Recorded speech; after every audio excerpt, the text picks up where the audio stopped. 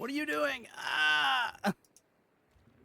He's not gonna push you while he's putting himself out, dude. What is he doing? Just stream snipe him until he's done.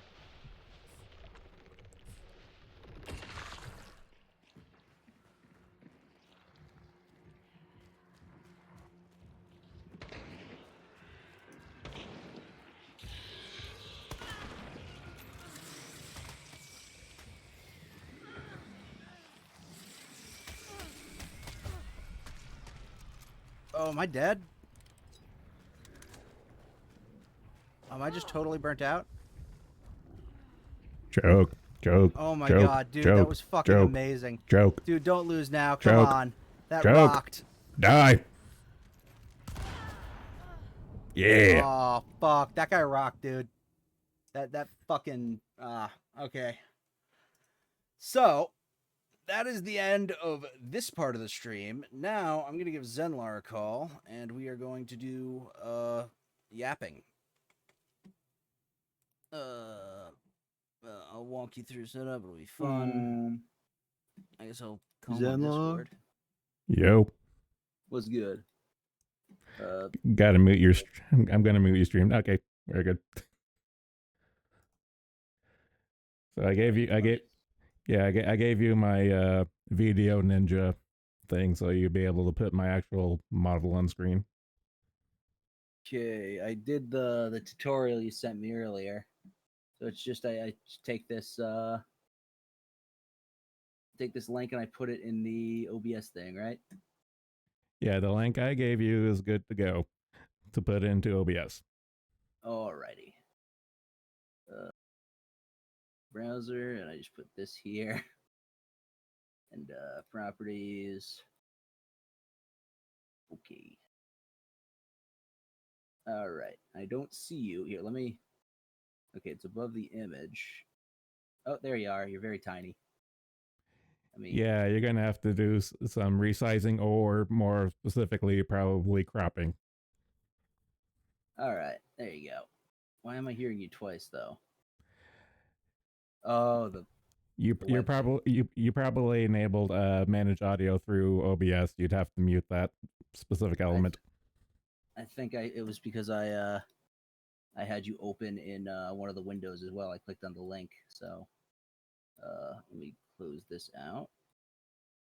All right. Oh, something happened. Why is my... Oh, okay, good. There we go. All right, much better. How you doing? Okay, here's the fun part. Have you set up yours? Have I set up mine? I think I literally just closed it out. 1 second. VOD Ninja. I did. I pressed the button and all that. Let me get the link for you.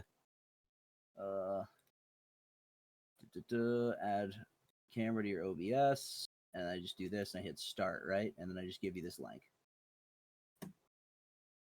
Should work. I did the whole thing where I set it to green and all that. It's like setting up Sprout 2, but with extra steps. Not that many extra steps. Not that many, no, but still steps. All right. Turn How off you doing? reactive. Turn you on. Now I'm on Odyssey as well as Twitch.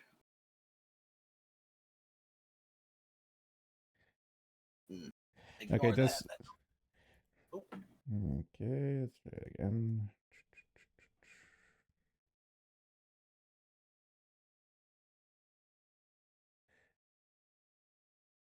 Let me change the stream info. Are you sure? Do you have the virtual camera go to Video Ninja? Virtual. I have to add a virtual camera. Okay, what video Video Ninja wants to do? You want to have the virtual camera coming out of VTube Studio. So. All right. And I add that as just a video capture device, or... Okay, let's just start at the beginning. Show me your screen and start off with VTube Studio.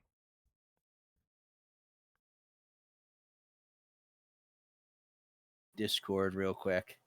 Tech support stream. Fuck am I doing? No, it's up here. Nope, nope.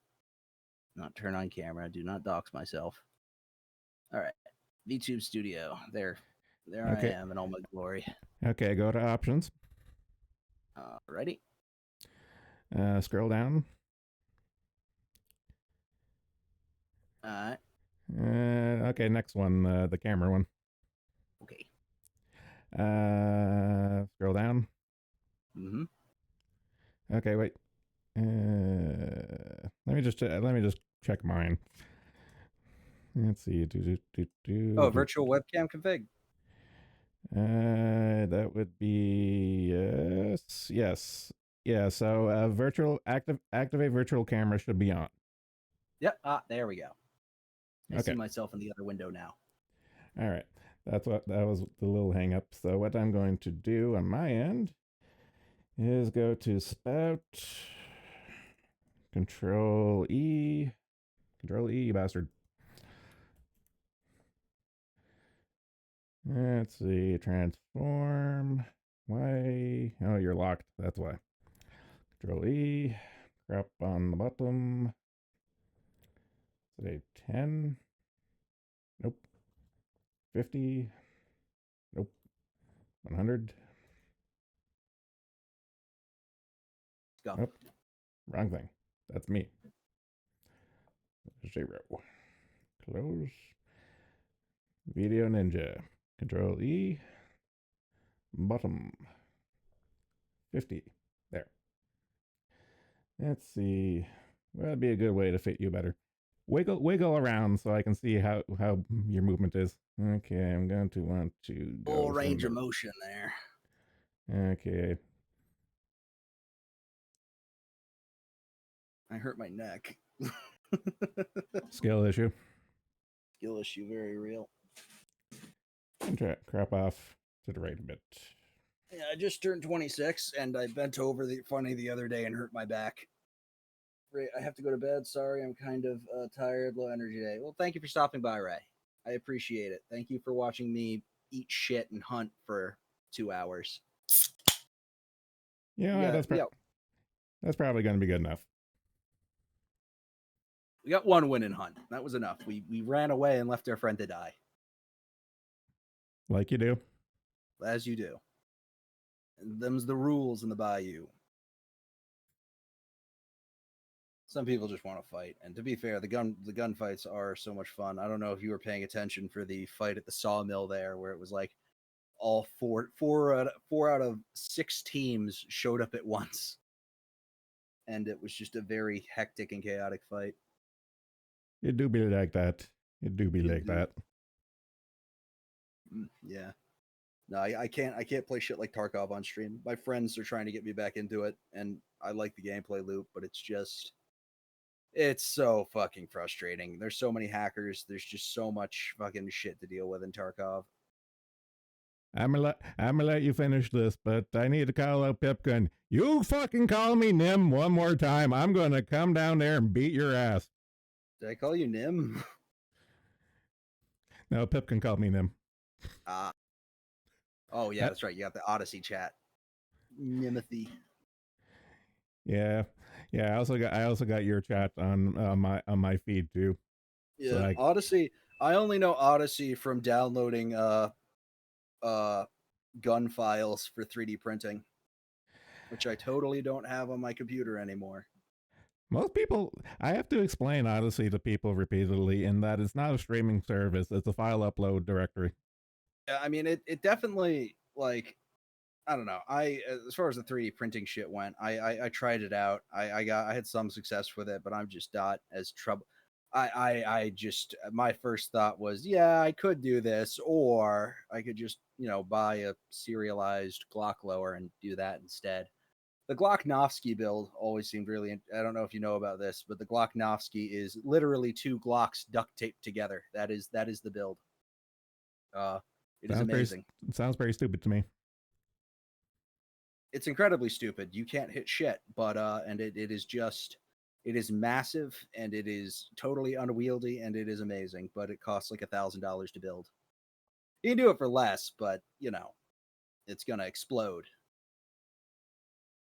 Yeah, because like of the way. I just finished recently watching Brandon's fucking AK-50 build and stuff.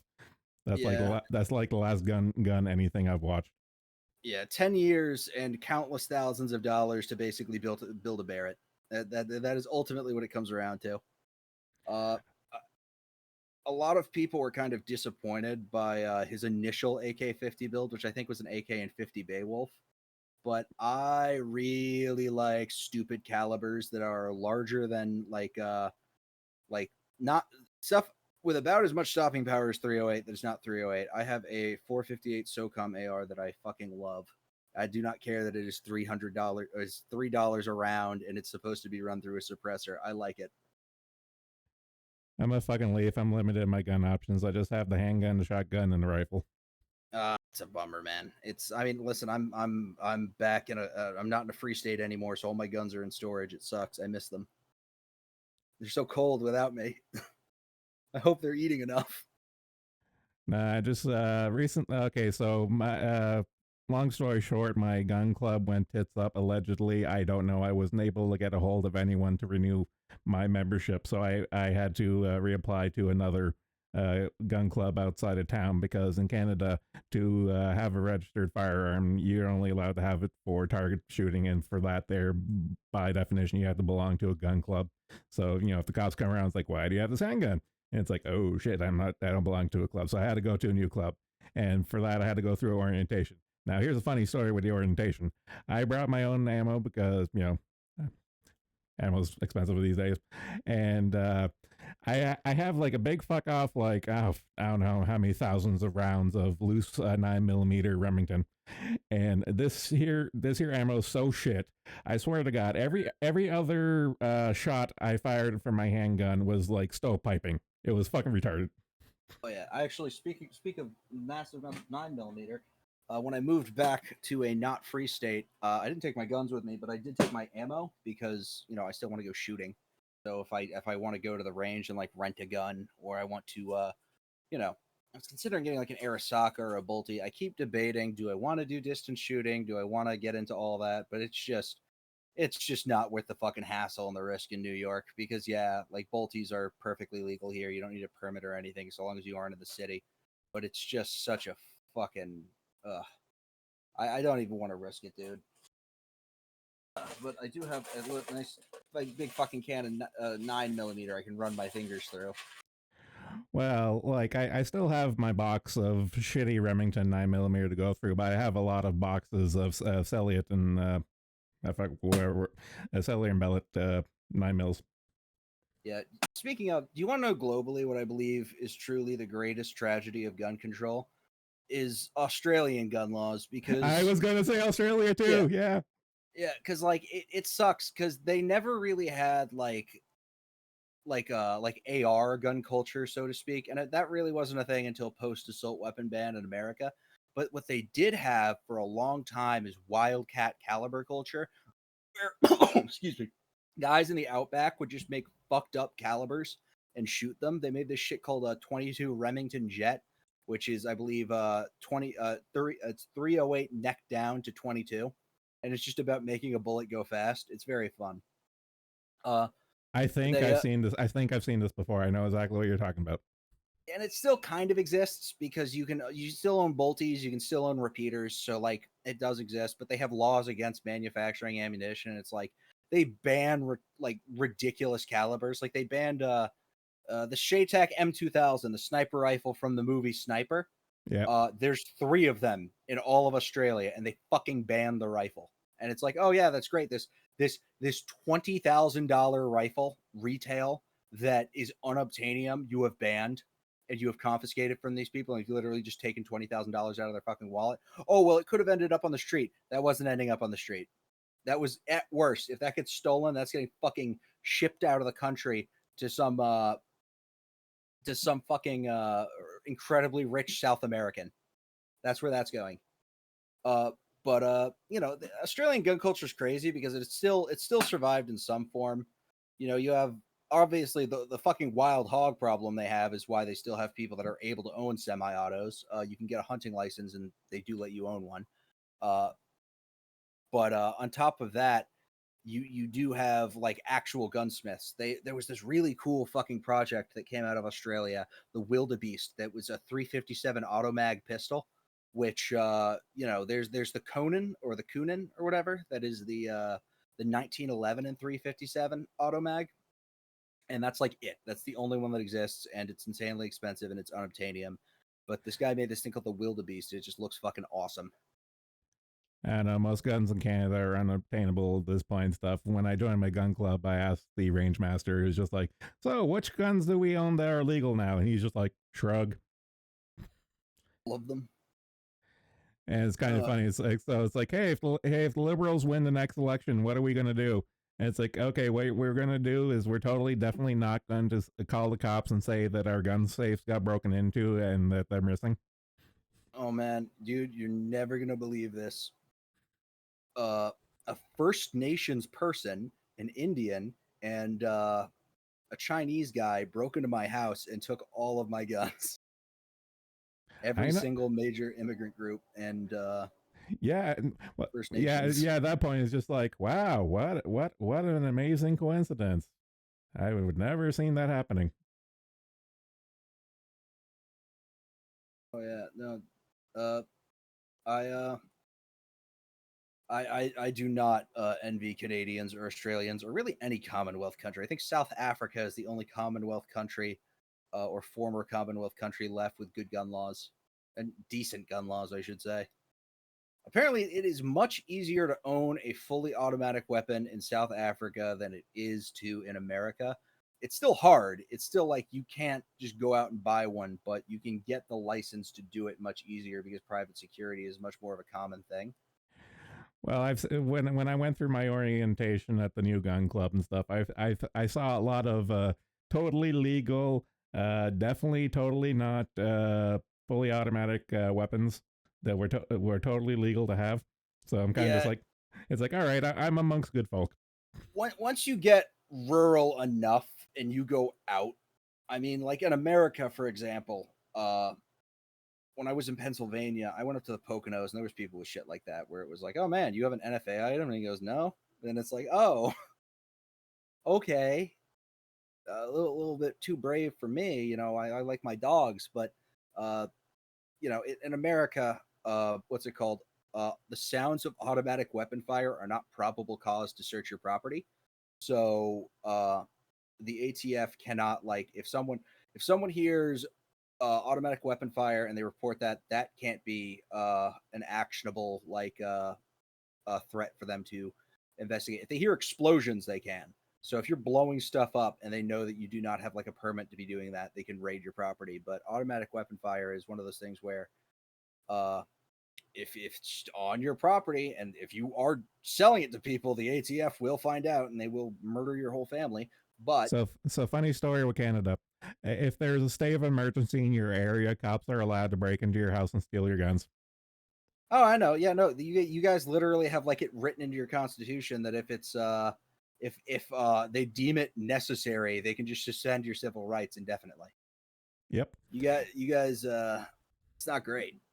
Yeah, it's kind of one of those things where I tell Americans like, you guys think that your president is powerful? No, your president doesn't have shit compared to the prime minister of Canada. You hope that once Trudeau's out of office it will change, that people might say maybe it's time for some more checks and balances and No, you know, Canada has a uniparty too. does it? I mean, we don't even really have a uniparty. We have a lot of we have like here's the thing, quote unquote uniparty politicians in America. Doesn't matter if you're a Republican and you vote Democrat or you're Democrat and you side with Republicans, barring some very specific districts, you're going to get voted out. Like New York's a great example. We have a lot of what are called rhinos because it's pretty much the only way to win as a Republican in New York. If you're not pro-choice and pro-gay marriage in New York, even in like the deep red parts, it's not looking good for you. I mean, there I are. hate to break it to you, but the people who sit in the seats in Congress are completely irrelevant. That's not the real power in your country. I hate to break I it to you. know, I know, but it's perception. Perception is reality.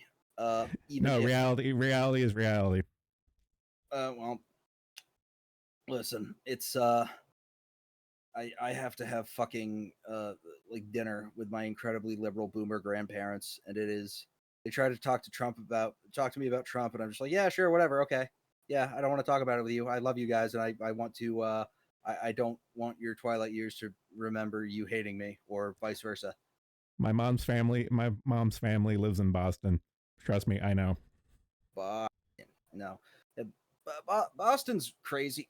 I don't know. They talk about like statistics about who votes for what, and it's something like I saw something that's like something like 80% of white guys in New York are Republicans, and it's like, that tracks. Pretty much everyone you talk to, which is also like crazy because there's so many like people that you would consider like Chapo, come town type leftist guys, but I guess I don't know. Maybe they're fucking registered as a Republican. I don't know. I don't vote.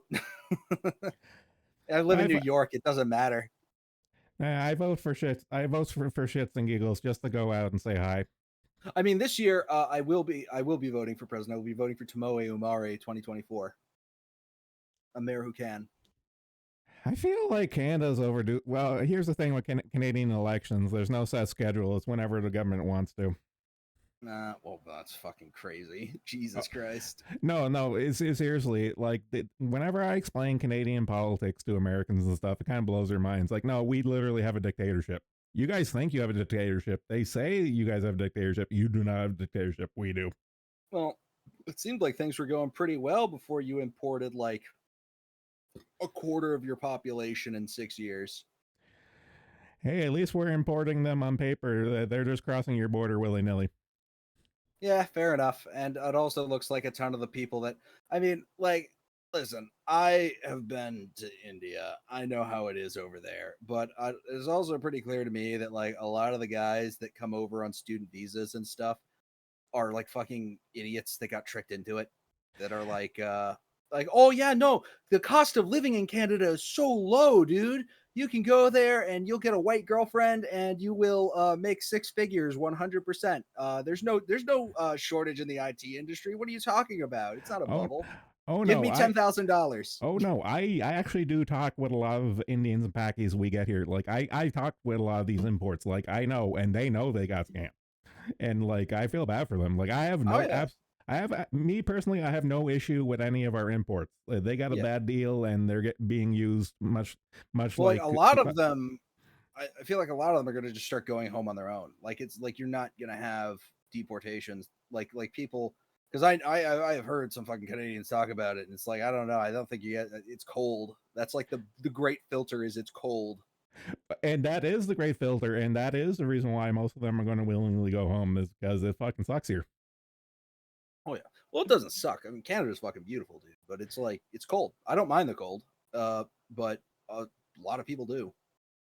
The cold, it being like, here's the thing. I would love to move to like Nevada or Arizona or the desert, but I know ultimately the great filter of you cannot be drunk 24/7 out in the sun, and it gets cold in the winter. That filters out so much bad stuff. Well, yeah, that's really the thing. And it's kind of the same deal up here in Canada. It's like, yeah, let's go out to the bar. It's like, motherfucker, it's -40. No, I'm not going out. I've been to Vermont, which is like basically Canada and America. I've never actually, I actually think I have been to Canada proper now that I'm thinking about it. I went over the border once in Niagara, but That doesn't I count mean, either. you all live within 90% of you all live within a mile of the border. Yes, and that's why I'm one of the 10% who stays the fuck away from the South. Oh yeah, I mean, I don't know. I also think the idea of just living in the middle of nowhere in Canada kind of rocks. And then I read about like the Highway of Tears, and I'm like, maybe I don't want to be tortured to death by a French Canadian man. I am that French Canadian man. Oh And here's no. the secret: we don't torture, we rape. Oh yeah, I do. The fucking dude. I love true crime shit, dude. The fucking Highway of Tears is insane to me. It's like, yeah, women are disappearing at an unprecedented level on this like 8 mile stretch of highway. We should really do something about that. No, no, Uh I don't know. Maybe they just disappeared. all at once. They all look the same. They all fit the same profile. Wow, racist much. Yeah, yeah. Yeah, it's one of those things. Like the sex trade in Canada is fucking lucrative. Like we are like the sex capital, like everywhere. The sex trade is like absolutely insane. Dude, it is. I mean, like that's everywhere, dude. It's wild how many people just like because like you read shit like back in like the fucking like 60s and shit where it's like, oh yeah, my 8-year-old daughter disappeared, and the police like she just ran away. She's just a teenage runaway. It's like she's an 8-year-old. Like, and then it just and of course it's not as bad as it was back then, but even now, dude, like I worked with the homeless in New York, and there is a very significant subset of like homeless people that are basically just like have been homeless for 2 or 3 years, but they just had one bad schizophrenic episode like 2 or 3 years ago, and the TV was telling them to come to New York, and they just haven't had drugs yet. Like people just fucking disappear, and their families don't report them missing. They're like, oh well, he just wanted to break out in the new city. Your friend was telling you he was Jesus and disappeared, and you're pretty sure he went to New York, and then you never hear from him again. And he either overdoses on fent or eventually gets arrested and is given antipsychotics and is like, oh my god, I remember who I am. Funny enough, I've been watching a bunch of like short documentary true crime stuff on YouTube for the last few days and stuff. I'm kind of just like binging that shit, and it's like, yep, that's a thing. It's always been a thing. Always will be a thing. They're like, so the Highway of Tears is crazy, but like California from the late 60s into the early 80s is insane. At one point, within a 6 mile radius, you have 5 different serial killers active at once. And they're And all the high profile ones too. the police, yeah, it was like Edward Kemper was like the big one, the co-ed killer. Yep. And then there was Edward Mullen, who's a really crazy one because he was the killing to stop earthquakes guy, and What it loses was a that lot the of them. same time range? Was that the same time range and area for the Zodiac killer? Am I thinking a little further The north? Zodiac was I think Zodiac was active over a really long time span and may have actually been a few different people. But That makes sense. yeah, they're pretty sure he was this serial killer from Washington actually that had a pilot's license. Now they're pretty sure that it was this guy who got like executed, but because he also happened to like ciphers and claimed to know stuff, but they just didn't fucking believe him, and then they executed him. But yeah, Oh my god, you cracked the code. there's M is a there's there Zodiac was killer. also there was also what is now known as the I-80 killer. He was not known as the I-80 killer when he was active. He was a killer who targeted gay men and left them in garbage bags on the side of the highway. And the police and the media give him a different name that I cannot say on stream, but it rhymed and it ended in bag. Yeah, In sounds a about right. bag killer. Yeah, no, totally respectful too, because he was like killing like 15-year-old boys too. So this wasn't like like he was the people he was killing weren't even necessarily gay. He was just fucking attacking and murdering people, and the media was like, well, they were sodomized, so Oh, just speaking they do horrible. speaking of a demographic killing, did you see that nationwide alert for U.S. terrorist attacks against alphabet soup people? And it's like, Oh, I wonder who. Yeah, so there's been a massive alert over the last like I want to say 3 days from the national security apparatus, and they're like, it's like alphabet soup people are going to be targeted in the next coming weeks. I'm like, okay, who's going to be doing these targeted attacks?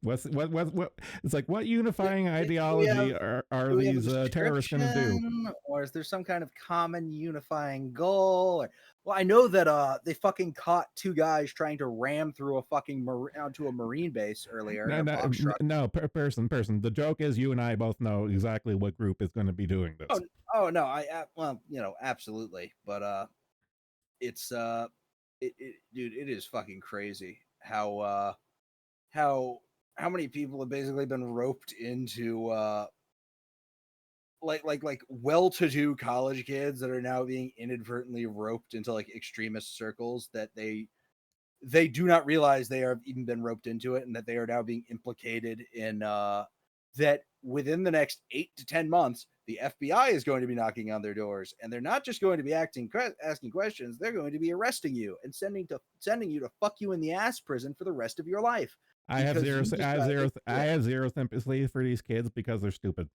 I have zero sympathy for the ones that actually came from like the kids that are going to like fucking Colombia and their parents are like insanely wealthy and they come from good money and then they throw it all away to be a part of something bigger and really make a change in a part of the world that in the last 6,000 years has known 150 non-consecutive years of peace. They're really going to do it this time.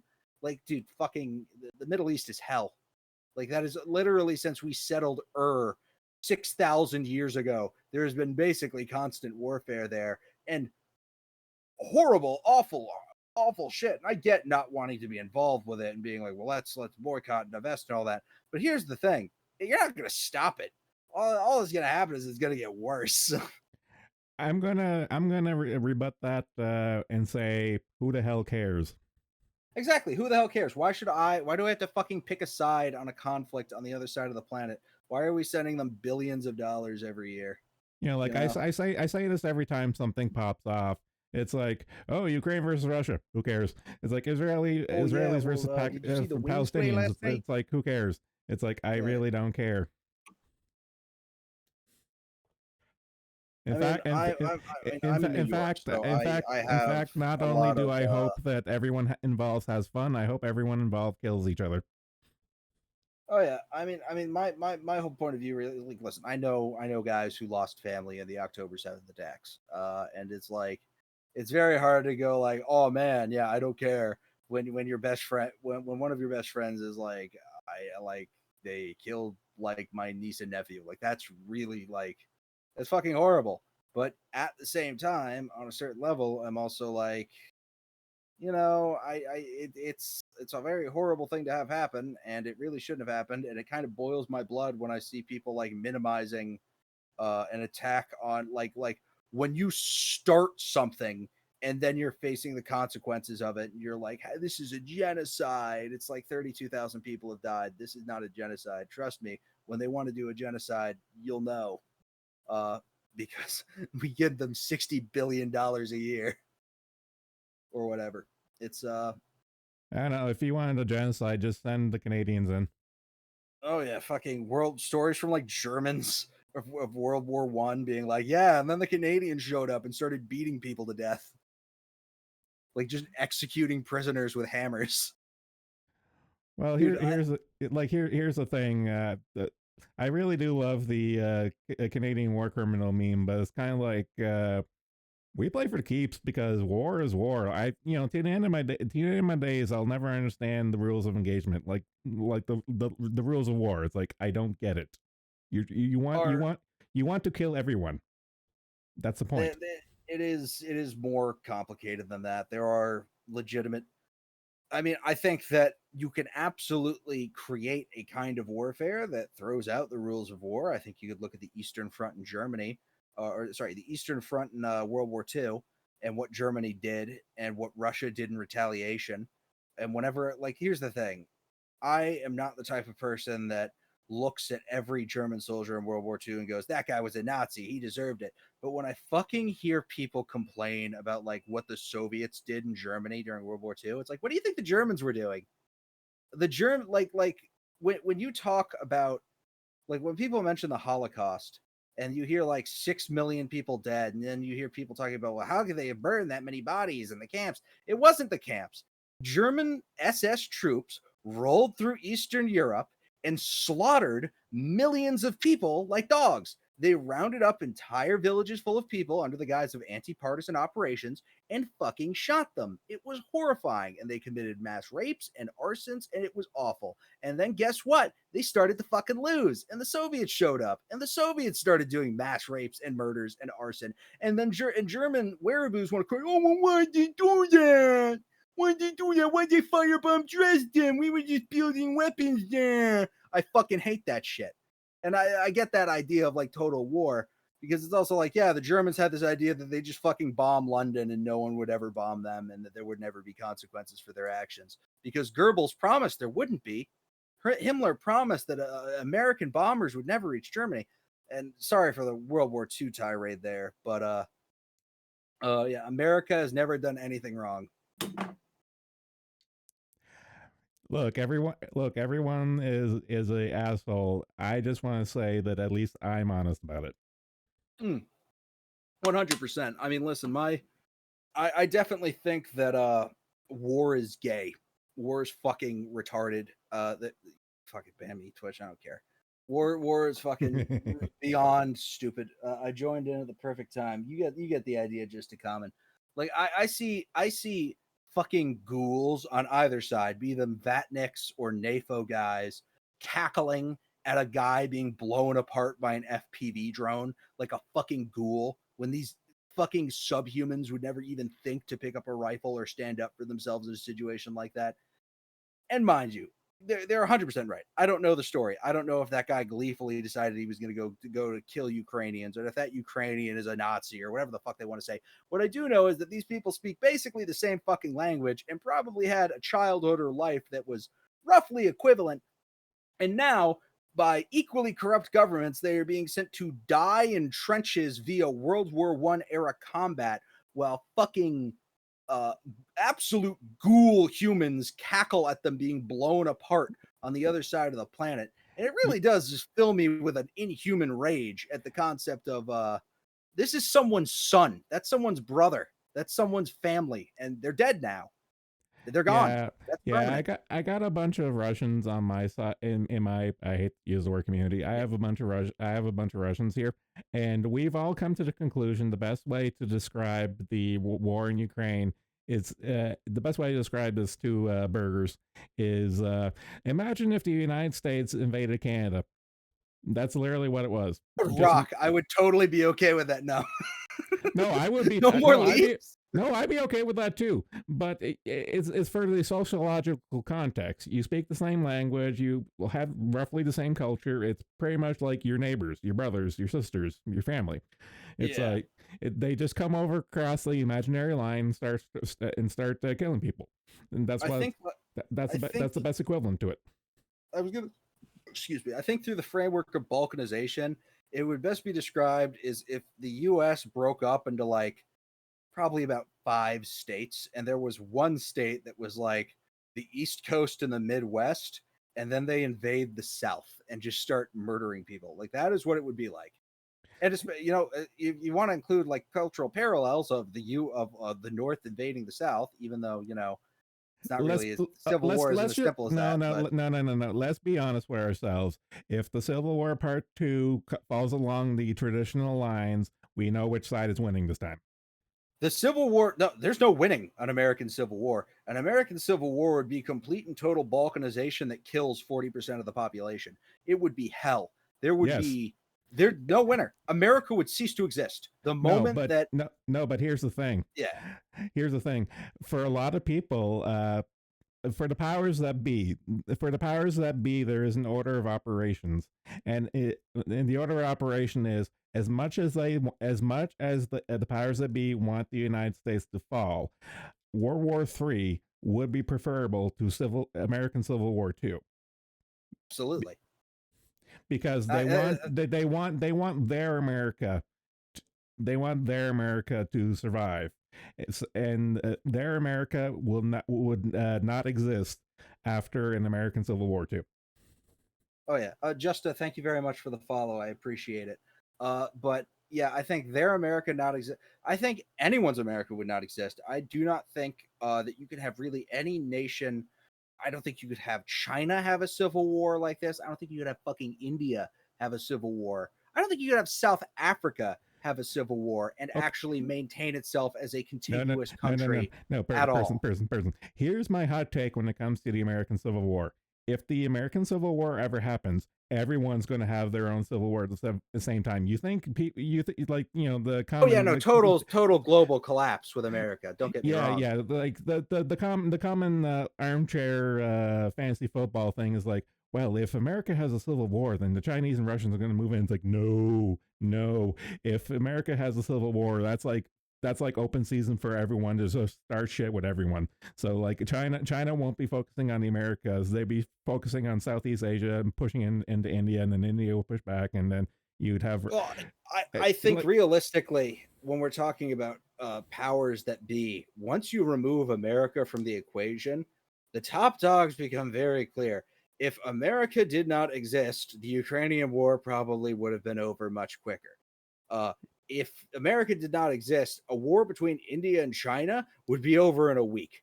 It is like for as much as I personally love to shit on Chinese doctrine and Chinese weapons manufacturing, the reality of the situation is they have the industry and they have the economy of scale to crush really just about anyone that is in America. It no, doesn't really no, no, matter no, if no, no, no, they're no, no, no, no, yeah. no, no, they don't. No, they don't. No, they I don't. think I think No, no, no, China no, no, no, no, no, no, if no, they don't. China really wanted to, they could win just about. I think there's a few except I think Dude, they could dude, not fight a war against Australia, I think is dude, one that they would struggle person, against. person. Yeah. Xi Jinping just lit. It hasn't really made the news around much too much, but he's there has been a recent cabinet shakeup, especially with the military, because unfortunately for China, China suffers the same problem that Russia has in that the whole system is one giant scam run by the mob, and a lot of that money that was supposed to go into a lot of the military things, it didn't. There's Even with that, even dude, when I say China can literally just throw bodies at a problem, yes, every single dead soldier is a dead bloodline. But if China really just wanted to bury you in fucking bodies, they can. Do they necessarily, as it stands currently, if right now China wanted to go to war with again, America's really the only person that I believe 110% they stand zero chance against. And it's primarily because they have no way to move around their massive army. But if, like, let's say China wanted to invade, I think the person that would give them the closest run for their money would be Australia, because Australia punches way the fuck above their belt for what they spend and the size of their military. I think if they wanted to invade Australia, they could get a landing. They could get a foothold. It would be a war on Australia's turf. I think realistically, China expects to fight any war of any serious scale that isn't invading Taiwan on their own turf. And well, their okay. doctrine very much I'm going to give you the win condition for Australia. All Australia has to do to win is go to all the abos and say like, "Hey, all the free petrol for life, go." get them. No, it's. I mean, Australia. The reality of the situation is, I don't know too much about Australia's actual self defense doctrine, but I do know that World War II, they were really fucking expecting to get invaded, but they were expecting a massive fucking Japanese invasion, and I imagine that really shaped their doctrine. And they are in they're on the other side of the planet from like every other. They've got New Zealand there. That's the other Commonwealth, and I guess Japan as well, which isn't really a Commonwealth nation, but it is an allied nation. They're going and NATO's going to rename itself and add in the Pacific countries at a certain point. It's going to happen. NAFOP. Yeah, I forget I forget what my favorite joke ones are, because it's always kind of like the perennial thing. It's like, okay, let's just open up to everyone at this point. Dude, it's I don't know. It's the geopolitical situation right now. It's not as fucked as it's ever been. It is so much better than like pre-World War One, where people were just shooting heads of state all the time. And I think a lot We of that has had to a do with, Franz Ferdinand situation not even a week ago. you did, yeah, the president of Slovakia, right, or whatever. Yeah. Yeah. Well, I mean, people aren't able to kill politicians as much earlier, and I think my favorite take I saw on it was the type of person that goes and shoots a politician is going to post about it on social media now. He's going to go and tell all of his friends, I this person is going to go commit a crime and shoot the president. I would never do that. I don't For know. real. I don't know, but leave it to the Japanese to do political assassinations correctly, because we had that guy who killed Shinzo Abe. Created a gun that no one can replicate, and not only killed Shinzo Abe, but killed everything the man believed in, killed the idea of the man, A Yep. true Chekhov's gun. Just absolutely obliterated it. It also really just brought the Mooney shit to the forefront, and I like cult shit. Like I really like cult shit, and the Moonies always interested me because they're the Church of the AR-15 is how they market themselves sometimes, and they're very anti-communist. And it's like, wow, they'll give me a Japanese GF, dude. Really, you promise for real? No, you just have to sign away all your belongings to this crazy South Korean man. It you, you're not ready for the fucking South Korean cult rabbit hole, by the way. The fact that a fucking cult literally controls the South Korean president and that they may or may not have sacrificed a entire fucking boat of students to something. Person, I'm over a decade older than you. I knew this shit before you did. It is like, because you tell people about that and they think you're fucking crazy. They think, what are you talking about? South Korean cult leaders? Like, what are you fucking insane? It's like, no, Google it. That's just regular accepted fact over there that like a cult controls the president and no one's quite sure what the fuck it's actually about. You know Like, what that's just, you know what I miss most about Southeast Asian cults? I miss the '90s version of those cults because they were way more interesting. Like like all the VHS direct to video like cult recruitment programs, like you know, from Red Letter Media, Shinrikyo. you know, Yeah. like Red The Letter Shinrikyo. Media's you know, Wheel of the Worst. It's like, oh, is this a cult video? Yeah, it's a cult video. Sweet. Yeah, Shinrikyo. Dude, think about the fucking timeline where instead of committing to sarin gas, Shinrikyo builds a fucking dirty bomb out of yellow K uranium and detonates it in the Tokyo subway system. Can you fucking imagine? Because I don't think anyone died. I think there were maybe 3 or 5 deaths from the sarin gas attack. And let me Google that. I'm 90% sure no one died in the Shinrikyo sarin gas attack. I know people were like crippled for life. It's horrible. It absolutely is like terrifying to think about because sarin gas is a horrifying weapon. But I don't think anyone actually died. Shinrikyo gas attack. Nope, 14 people died. Incredibly incorrect. Jesus Christ. 1,050 injured. Yep. Jesus Christ. Yep. Yeah, I Oh was my waiting. God. I was waiting for you to find that. I knew that, so I was waiting for you to find that. Yeah. 1,000, like even like temporarily, just like it touched you, like No, permanent nerve damage. no, but here's the thing with all that there. They weren't at full production. Their production methods were so bad. I mean, so bad. Like the ratio of returns from materials and stuff was that bad. But even with that, their handicap, they still did that. You have to keep that in mind. Dude, can you like I was talking about to my Oshi, who I will not name because no one else can have her. She is mine. She's Yeah. talking about guns and the concept of AKs came up, and I was like, did you know there's technically speaking a Japanese AK? And people were like, oh, well, what do you mean? Shinrikyo imported AK rifles of various patterns from Russia. They were imported as chopped receivers and then rebuilt them. So they're nothing special. They're not like a home built stamped receiver or anything. It's reconstructed receivers. But technically speaking, there is a Japanese constructed AK rifle. It was used to shoot at police. Yeah. Yeah. They also had anthrax they were working on. It really is crazy.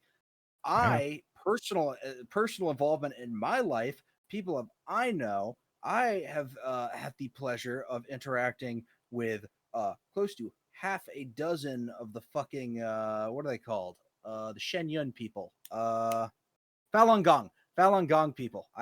New York there are a massive amount of them. They're always protesting outside the Chinese embassy. They're fucking everywhere. And I used to work for the Chinese, and there's always at least one. There's always one Falun Gong guy, and he offered me a wife, and I was like, yeah, I'm good. I don't know about that. I know. Kind of wish I'd taken the offer now, but at the time I was not sure. Nah, one of my art selectives was Chinese, and I had a bunch of Chinese buds and stuff. But they were in there for business. I was there for geology. But since I went to a business university and stuff, I kind of got the business education without having to take a single business course. And hanging around with a bunch of Chinese, I had the master class when it came to bullshit. Oh, dude, absolutely. Chinese people fucking are ruthless about business, man. It's like I learned shit from my boss. I'll never forget him being like, be telling him, "Oh yeah, I'm trying to learn Chinese. I think it'll really help me get ahead of the company." He goes, "Don't learn Chinese. They'll fire you if you know Chinese." It was Yeah. also like, don't learn it because people start asking you for things and asking you to translate things, and it's just not fucking worth it. But also, he's like, his mom was the owner of the company. He's like, my mom will fire you if she knows you speak Chinese. I don't know. My favorite memories with the Chinese guys is that they took French as a language elective, and I took Chinese as the Chinese elective. And like, hey, we're going to teach each other languages, and you know what we ended up doing all that time? We played Diablo 2 and smoked. Did you speak to each other in the languages? No, we just yell at each other in English. Well, that works. Same difference, right? I know, but the joke was like, okay, we're gonna learn each other's like secondary language, like other language, but then it's just like, now we're just gonna play Diablo 2. My college experience was going to a semester of community college in 2016 and having a mental breakdown, and then just deciding I was going to do trades. Yeah, I'm kind of lucky. My university was from 2003 to 2007, so I got in just before, like long before it really popped off. The stupidity of Clown World popped off. So I was going to say, one of my best friends is like 10, 12 years older than me. And he is like the guy. He's like, if you've ever seen in chat, I talk about my smart friend I go to for smart person advice. Yeah. And if I ever want to know about something crazy like AI or something, he can give me a really good fucking rundown of what it actually is and how it actually works and why it's important. He went to the school I went to 10 years before me, and he had a teacher that he found out I was taking. He's like, "Oh, you're going to love him. He's so cool. He's such a great guy." And I fucking hated this asshole so much. He was so annoying. All he did was talk about how much he hated Trump. I did not, and I was like just checked out of that. I didn't fucking care. I happened to wear Trump derangement syndrome took a lot of lives. It was very lethal. It took a lot of lives from us. It was an astronomy class, and all this fucking guy did was talk about Trump. I wore a hat that happened to be red at one point from when I was out in Montana. And this fucking guy was like, "What's your hat say? Excuse me? What's your hat say? It's not a Trump. If it was a Trump hat, I would have asked to take it off." And this fucking neurotic, fucking, I'm gonna say the F slur. I'm gonna do it. My favorite story with Trump is that the 2016 election, the next day at work, everyone was like downcast and like they were all like, he called out for 2 weeks after Trump won. He was. Nope.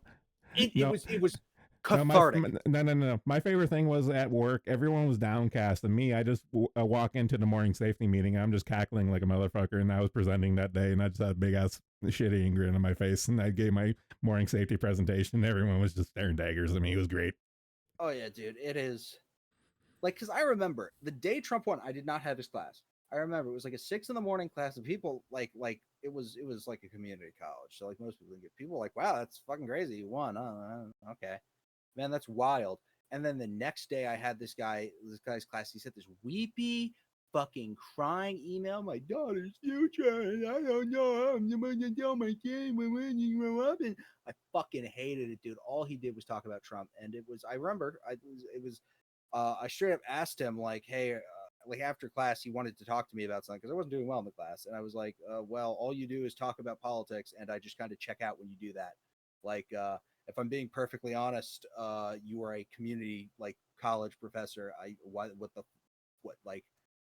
get I'm not paying much to be here, but what's your fucking problem, dude? Like, what's your deal? Like, you're my fucking astronomy professor, not my politics professor. And he got really offended by it and like threatened to fail me. And then like a week later, I just dropped out entirely. I was like, yeah, this is not for me. I don't know. University was my favorite, probably the height of my life because fuck, I have so many stories. But probably my favorite one when it comes to teachers and stuff. I actually got a teacher fired. Oh Jesus. Oh yeah, she had no business. She had no business doing what she was doing, and I just went straight to, like, I recorded it, and I went to Dean's like, this broad doesn't know what the fuck she's talking about, and it's like, and I want refunds, and he was like, no, we'll sub her out. And, you know, he fired her and subbed someone in, and we actually finished the course. But I was just like, nope, I'm having none of that. Yeah, tenure and tenured professors. I mean, listen, I didn't go to college, so I can't really speak on it, but it definitely feels like there is a very significant subset of people who basically realize and listen, if I knew I couldn't be fired, can you fucking imagine the shit I would be saying at work? It would be insane. And you know what? Maybe that's part of it. Well, it makes no, a lot more sense when you think about like what would I do if I couldn't be fired. well, no, the only reason why they were able to fire her is because she wasn't tenured. She was a part-time temp prof. Oh yeah, well, people also act like they're tenured when they're not. It's also like a fake it till you make it thing. If like here's the thing, college students are 18-year-olds. They're fucking idiots, and if you just like strong dick them and just like try to convince them that something is just that way, and you have to totally be okay with it. They depending on what it is, obviously there's a fucking limit to it. But if you just tell them, yeah, no, you failed my class, or that you're gonna fail my class if you do X, Y, or Z, or all that, a lot of them are coming out of high school, and American high school does not breed the strongest thinkers. No, I've actually noticed this, and the same thing with Canada. Like at my last job, I was pretty much the go-to trainer guy for on the floor, and I trained so many kids, like summer students. We'd always hire like 4 or 5 summer students every year because cheap labor, and I'd have to train them all and stuff. And man, I had some lefties come through the pipeline, and man, they were fun. Oh man, buck breaking them was the greatest. Man, I would have done that for free. I buck broke so many kids working in that job. It was fucking hilarious. It's the amount of because here's the thing, I've worked a lot of like blue collar manual labor jobs in my life, and right now I'm in a job that has a union, and listen, I do not deserve the fucking benefits I get. I'm a glorified door latch, and I get far better benefits than I have at any other fucking job I ever had in my entire life. I'm And I'm it is I'm anti-union, and unfortunately, I have to belong to a professional organization required by federal and provincial law to do my job. I will be right back. I have to pee. I'm so sorry. Yeah, sure. And that, kids, is what you get for daytime drinking. You get old man bladder. Oh god. Haven't really been paying too much attention, chat. Man, very glad I graduated before Trump became president. I agree. I agree. Like I said before, Trump derangement syndrome killed a lot of people.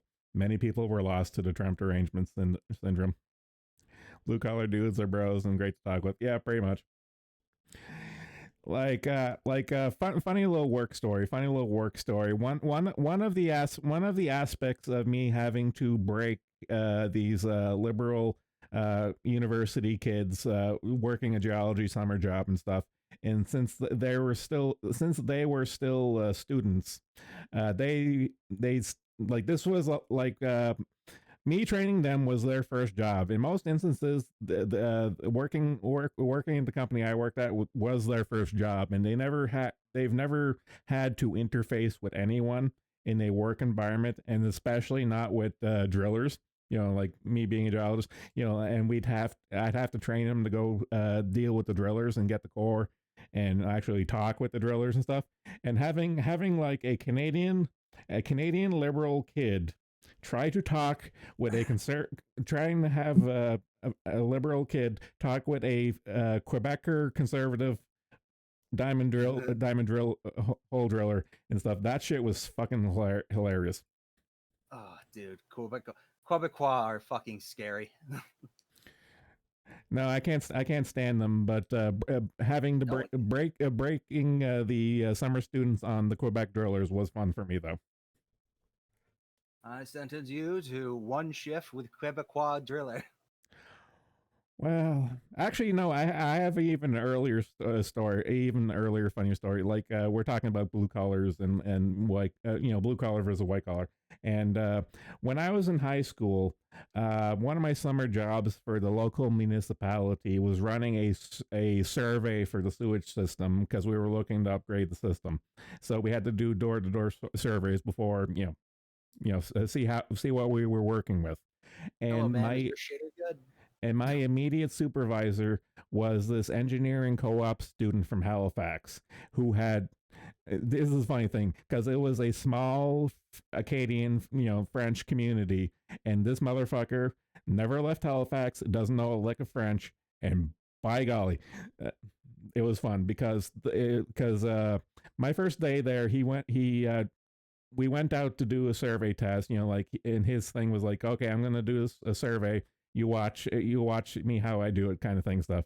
So we go to my neighbor, and the first thing out of this engineering student's mouth is, "We're from the government here conducting a survey." And my neighbor was reaching for his gun. I was like, Bobby, Bobby. No, he was reaching for his gun. I was like, Bobby. Hey, it's like, oh, hey, Zenlar. It's like, Bobby. We're here working. We're working from Monique. Okay. We just want to run a survey for your shitter because we're looking to upgrade the plumbing in the area. And he was like, oh, okay, that's fine. Hi, I'm from the government. No, but like this kid from Halifax almost got shot, and I'm just like, you've been doing this for a while. Like, he was there for like a week already doing this, and I'm like, what happens when you get to the little old ladies who don't know any English? What are you going to do? And the funny thing was, it was me and another kid from my school, and all we would do is we would talk French behind his back and call him an idiot and stuff. And even like our boss, like, like the municipal lady who was running the whole program and stuff, she was just like, man, that kid is fucking stupid. And we would all just talk in French and just leave him out of the conversation because he was such a knob. I mean, it really is insane how many how like fucking how sheltered people are. Like, even like, I live in New York, right? And the city is often seen as kind of like the center of the universe by the people that live there. And yeah, you do get exposed to a ton of shit that you may not have if you did not grow up there. But like, have you ever seen that episode of Always Sunny in Philadelphia where it's like revealed that Charlie has never left the city limits of Philadelphia and is like terrified to? There's like a shocking amount of people who have never been more than 20 miles away from New York City. Well, no, that was the thing. Like, some of these kids that worked for us as summer students at the last place I worked at, most of them were like born and bred from Toronto, and Toronto's, Canada's New York, so it was kind of like the same deal and stuff. And they would come up to work here, and it's like, man, there's like nothing to do here, and it's so small. It's like, yes, it's a small rural mining town. It's a small rural mining town. What the fuck do you expect it was? Have you considered picking up alcoholism or rape? Those are the hobbies. No rape. No rape crimes up here. Only what do we have? Let's see. Last time I checked, on the last drug bust, we had coke, heroin, fentanyl, all the opiates. Oh, you got fent. Look, there's your hobby. There's what you do. You shoot fent. You shoot trank into your dick hole. Okay, funny little story. So one of our Cortex, one of our helpers at work, he was a Nepo hire because he was the son-in-law of one of the supervisors. And I remember one time we went out to the bar, and this is what you don't do. You don't go to like the one of two bars in town. Go outside and piss on the wall because the cops are right there looking at you. And when they frisk you, and if they find that all that crack cocaine in your pocket, well, you're gonna have a bad time. And guess what happened? He had crack cocaine in his pocket, and he had a bad time. Get it, Doug Ford can do it. That's the only Canadian politician I know is Doug Ford. I think this might have actually, funny you mentioned that, I think this was roughly around that time. So it was even funnier. Oh, look at that. Just on. Yeah, we don't. So it's funny you mentioned politicians addicted to crack. I am legitimately convinced, and again, I don't live in New York City proper, but I have worked construction in the city, and I am 150% convinced that a majority of members of the New York City Council are on crack. Like, they are crackheads. I am just convinced of it because of the decisions they make are so detached from reality that you can't even argue they are living in like the nice parts of Manhattan and they're so Have rich. you watched any press conference involving either the Cuomos? Oh, dude, the Cuomos, dude, the fall from fucking grace of the Cuomos. Because here's the thing, my family is my mother is very liberal, and when all of the COVID shit was happening, my mother worked in elder care, so it was she was like the director of a facility, and Cuomo emptied the prisons and started putting people in old people's homes. I know, I remember. And killed like 100. And my mom was blessed. Her facility had like some of the lowest casualties. She knows what she's fucking doing. But like Cuomo. And I just remember my mom basically trying to like the cognitive dissonance of trying to be like, no, the news is Cuomo's good, but he's killing all these fucking old people. No, no, like my mom rest her soul. Like I remember I want to say December of 2019 because this was brewing over October, November and stuff, and me being terminally online, I saw it was coming. So when it started getting mainstream in North America, I was like, on like my weekly call with my mom, I was like, Mom, pay attention. This is going to be the most important thing of our lives, but it's going to have nothing to do with a virus. Okay, this is going to be very important, and we all know how things panned out. I remember exactly where I was when I was like, oh shit, this is serious. Two separate incidents. One, I was delivering pizza at the time, and I was on my phone and I was reading. I think it might have been a fucking Reddit post, truth be told, but someone basically pointing out that I'm a type 1 diabetic, and it's like something like China was reporting like an 80% fatality rate amongst diabetics, and I was like, oh well, that's not good. And then someone doing like the math on just how fucking virulent it was, and the person was getting downvoted because this was after Trump's was proposing a travel ban from China. And he goes, no, that's actually like a good idea. We really should close the border to these countries.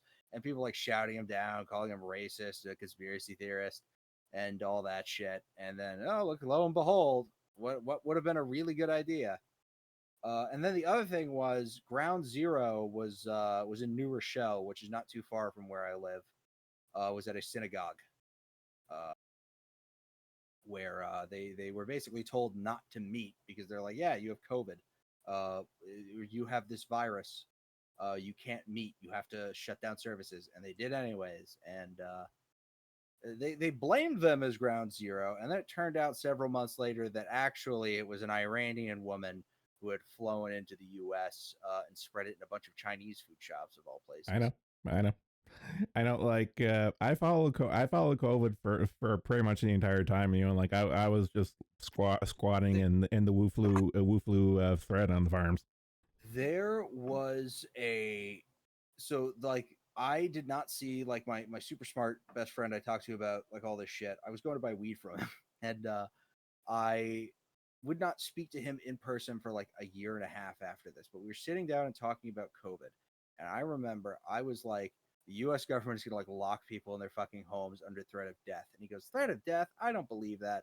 And the example I used was those fucking people that brought Ebola back to the U.S. Those fucking idiots. They were like, I'm going to go visit my family in Africa during the worst Ebola outbreak in years. And the family telling the guy, do not come here. There's Ebola. You will shit blood and die. It's horrible. And then they went and visited anyways. And then they brought Ebola back. And then they were like, okay, well, you can't leave your house. And they're like, well, I want to go to work. You have fucking Ebola, you fucking moron. You can't. You're going to die.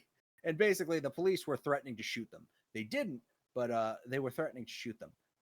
And my whole thing was like, yeah, the government will fucking do that. I'm like, what are you kidding? And I don't think the government ever threatened to shoot people for leaving their houses. I could be wrong. They threatened to take your kids. They threatened to ruin your lives. They ruined a lot of people's lives. They threw people out of the military. They caused countless amounts of damage and just really just ruined people's lives for 3 years. Think about how many people are just mentally broken because of the COVID lockdowns. Like how many people are just made decisions that just ruined their fucking lives. Ultimately, because they were like trapped inside and going insane. Just how much damage that really did in the long. I mean, for me, I was working during most of it. I did not work during the first like month of lockdown. And it's funny because like if you had asked me before lockdown, what would you do if you had infinite money and time? Oh, well, I'd stay home and smoke weed and play video games. I was going insane. I was literally like foaming at the mouth, and my friends were like getting upset at me. They're like, "Why can't you enjoy a good thing when it happens to you?" And I was like, I cannot do this. I feel like I'm turning into a vegetable person." And I took a job working at fucking Stanley Steamer of all places. Horrible, awful fucking job, but I was just happy to be out of the house. Yeah, it was not great. Very eye opening for me, but I very much did whatever I could to make sure I did not sit in the house and turn into a vegetable person. And yeah, it kind of worked out for me because all of my friends from then are not doing good. And look at me, I'm an anime boy on the internet. I'm doing great. Things are all coming up person. I don't know. I'm a sociopath. I think you're all fucked. Oh, don't get me wrong. I am. I mean, it's don't worry. I'm nursing an alcohol addiction right now. I think that's really gonna work out. You see, I stopped smoking because I wanted to get my CDL, but now they're making weed federally illegal. So there's really no reason for me to have done that. But now I drink 3 beers a day, so that's nice. I stopped drinking years ago. I'm no longer in my 20s. I'm on heart medication. My IBS is on the warpath. I just can't do it anymore. Yeah, my liver is going to give out eventually. They had me on this ADD med when I was a kid called Daytrana. It was like it was a little patch, and you put it right over where your kidneys and liver go. And they were giving me way too much. I was like a 4'8" like middle schooler, and they were giving me enough for like a 6'8" to 300-pound man. It's not good. They told me not to drink when I grow up, but not working I'm out. so like I'm a millennial, and they called me the Ritalin generation, but I dodged all those bullets, and thank God I did, because woof. So I was off and on medication for my entire childhood for ADHD, and I will say this: I'm on ADHD meds now. I take Vyvanse 60 milligrams. I think it's the best, and it does not. I've been on everything in the books. They have me on Ritalin, Adderall, Daytrana, fucking uppers, downers, zoomers, boomers, everything you can think of, everything in the book. And as a kid, none of it worked. And I'll tell you the primary reason none of it worked. I didn't want to take drugs. If you've got like the very specific brand of kid who's like, first of all, ADHD is like my kid's not doing well at school. No shit, he isn't. American public school is designed to crush your fucking soul and like just fucking crush anything creative in you or any actual curiosity you might have gets thrown out the window in favor of catering to the lowest common denominator and being held hostage by actual fucking retards like 80 IQ, sub 80 IQ fucking more violent morons. That is who public school is designed for, and everyone else is just kind of stuck in there with it. And you have ADHD if you can't sit at the desk and not wish you were anywhere else. But anyways, they put me on every drug in the book because, and mind you, my father was involved with pharmaceuticals and understood the risks with it and was very wary about it. And part of the reason I was on so much different shit is they looked at me on one thing and were like, oh no, we can't do that to him. We have to put him on something else. And at the same time, I was not doing well in school. I never did well. I mean, I like to learn, and my parents were very consistently frustrated because they're like, this test says you're supposed to be smart. How come you're not doing well? And it's like, well, I get harassed by everyone around me because I'm socially fucking retarded. I'm a spurg. And I hadn't noticed. oh yeah, no, can you fucking imagine? This is like a million times better than I was. I had like a fucking persecution complex as like a 8-year-old. It was really bad. Settle down there, Joan of Arc. Settle down. But actually I'm holding something with a fleur-de-lis on it right now. It's a bottle opener. But where was I? Yeah, no, I was just like an autistic, I'm not autistic. They tested me a bunch for that. I don't have it. I'm just like this. Anyways, yeah, I was just like a fucked up mess, and they had me on all these drugs. And then I was like 16. I was like, I'm just not going to take these anymore. You literally cannot make me take these drugs. They're not helping. And I didn't take them, and I totally fucked my last 2 years of high school just up. And then I was like an adult, and I was like, maybe I do need ADD meds. And I found ones that work for me, and I want to take them, and they work. Long story short, if you want the meds to work, they can absolutely help you. But the problem is, no fucking middle schooler or elementary schooler wants to take fucking Ritalin. If you have the very weird, specific autistic kid that is like, I really wish I could focus on school and do better, like that kind of kid, or maybe just a kid who doesn't fucking hate his school and his teachers, that kid might benefit from Ritalin, but or Adderall or whatever the fuck you want to stick them on. But it's just, I'm so black pilled on the pharmaceutical industry, dude. Like SSRIs and shit like that are just soul poison. Like that, like for women, I think they're a little better. I really do. But like for men, I think putting a man on Lexapro or SSRIs and shit like that, fucking evil. Hey, fun fact: did you know out of the last like 30 mass shooters, 29 of them been on on an SSRI? Isn't that crazy? Isn't it crazy how every SSRI commercial talks about how you might have thoughts of hurting yourself or other people? Just a crazy coincidence. I'm sure it has nothing to do with anything. And people call me crazy for saying everything has a purpose. Oh yeah. Well, I don't think it's. I don't even think it's as fucking like. I don't know. I don't think there's some grand conspiracy. I think there are people with like agendas and shit they want to do, but I don't think there's any like shadowy cabal controlling anything. I think people are just fucking scared. No, And I'm gonna have to make you very depressive. There actually is a grand cabal, but here's the thing: they are not as competent as they think they are. That's a scary thing. that's basically what I'm getting at. Is there's not one, there's dozens of like these cabals of rich idiots who want to Yeah. change the world and want to impose their reality, and it's just some of it's very out in the open, like Carl Schwab and the World Bank and DEI and all this shit. But the DEI shit, the crazy thing about that is that's their PR program. They want people to think they're doing good by doing this. And let me tell you, like it's culture war bullshit.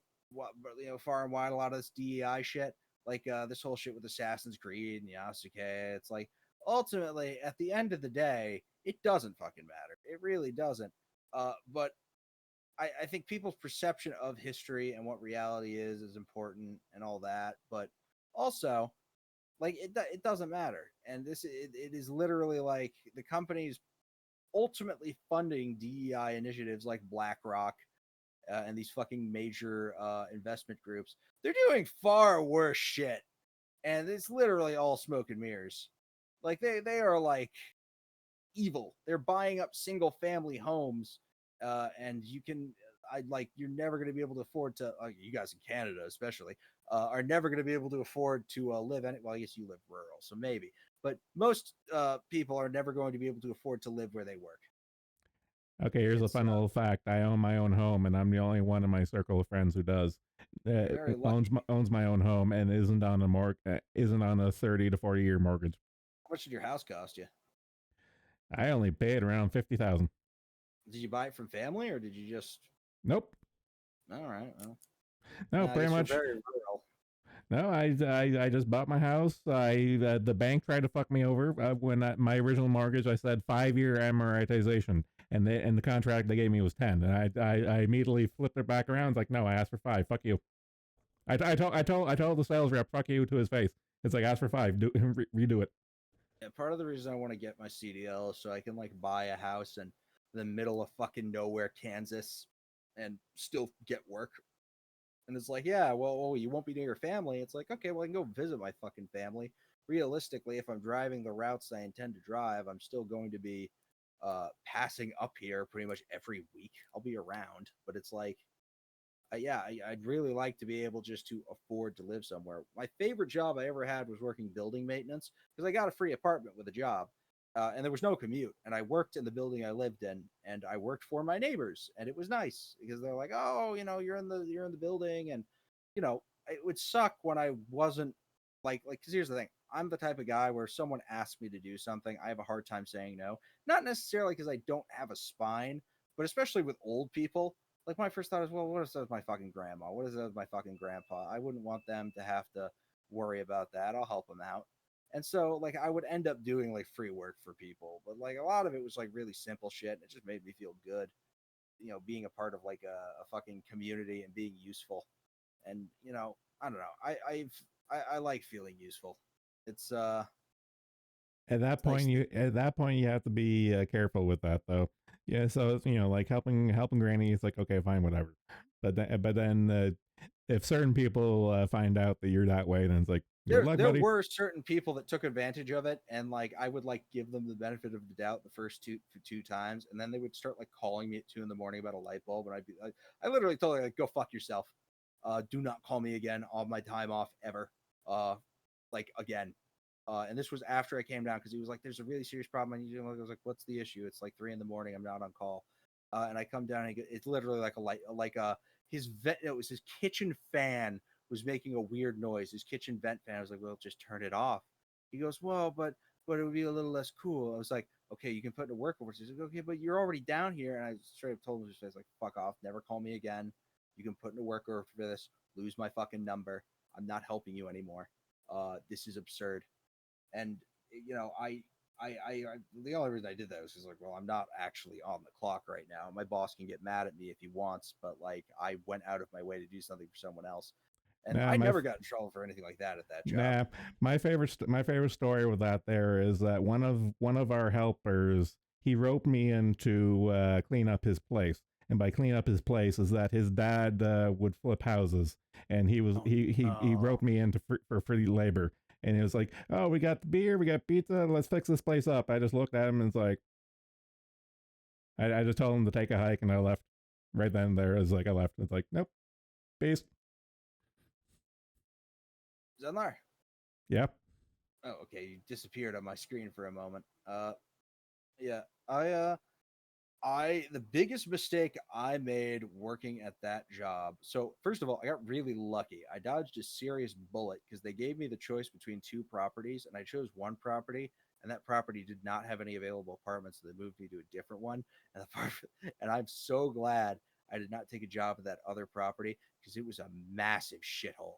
Like everything was falling apart. So these buildings were sisters, and they were built in the same time in the 70s.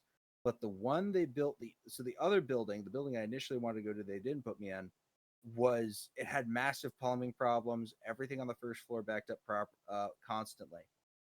How you doing, Shattered Violet? Good to see you. Everything on the first floor of these buildings would back up constantly, and initially this was not my problem because I was not in that building. But what happened was they lost maintenance guys because it was horrible, and they could not find replacement maintenance guys because the cross section of guy who understands how to do apartment building maintenance and guy that wants to work for like $20 an hour in a free apartment is like a really small cross section of mostly like 60 plus guys, or like guy who just moved here from the other side of the planet and speaks no English.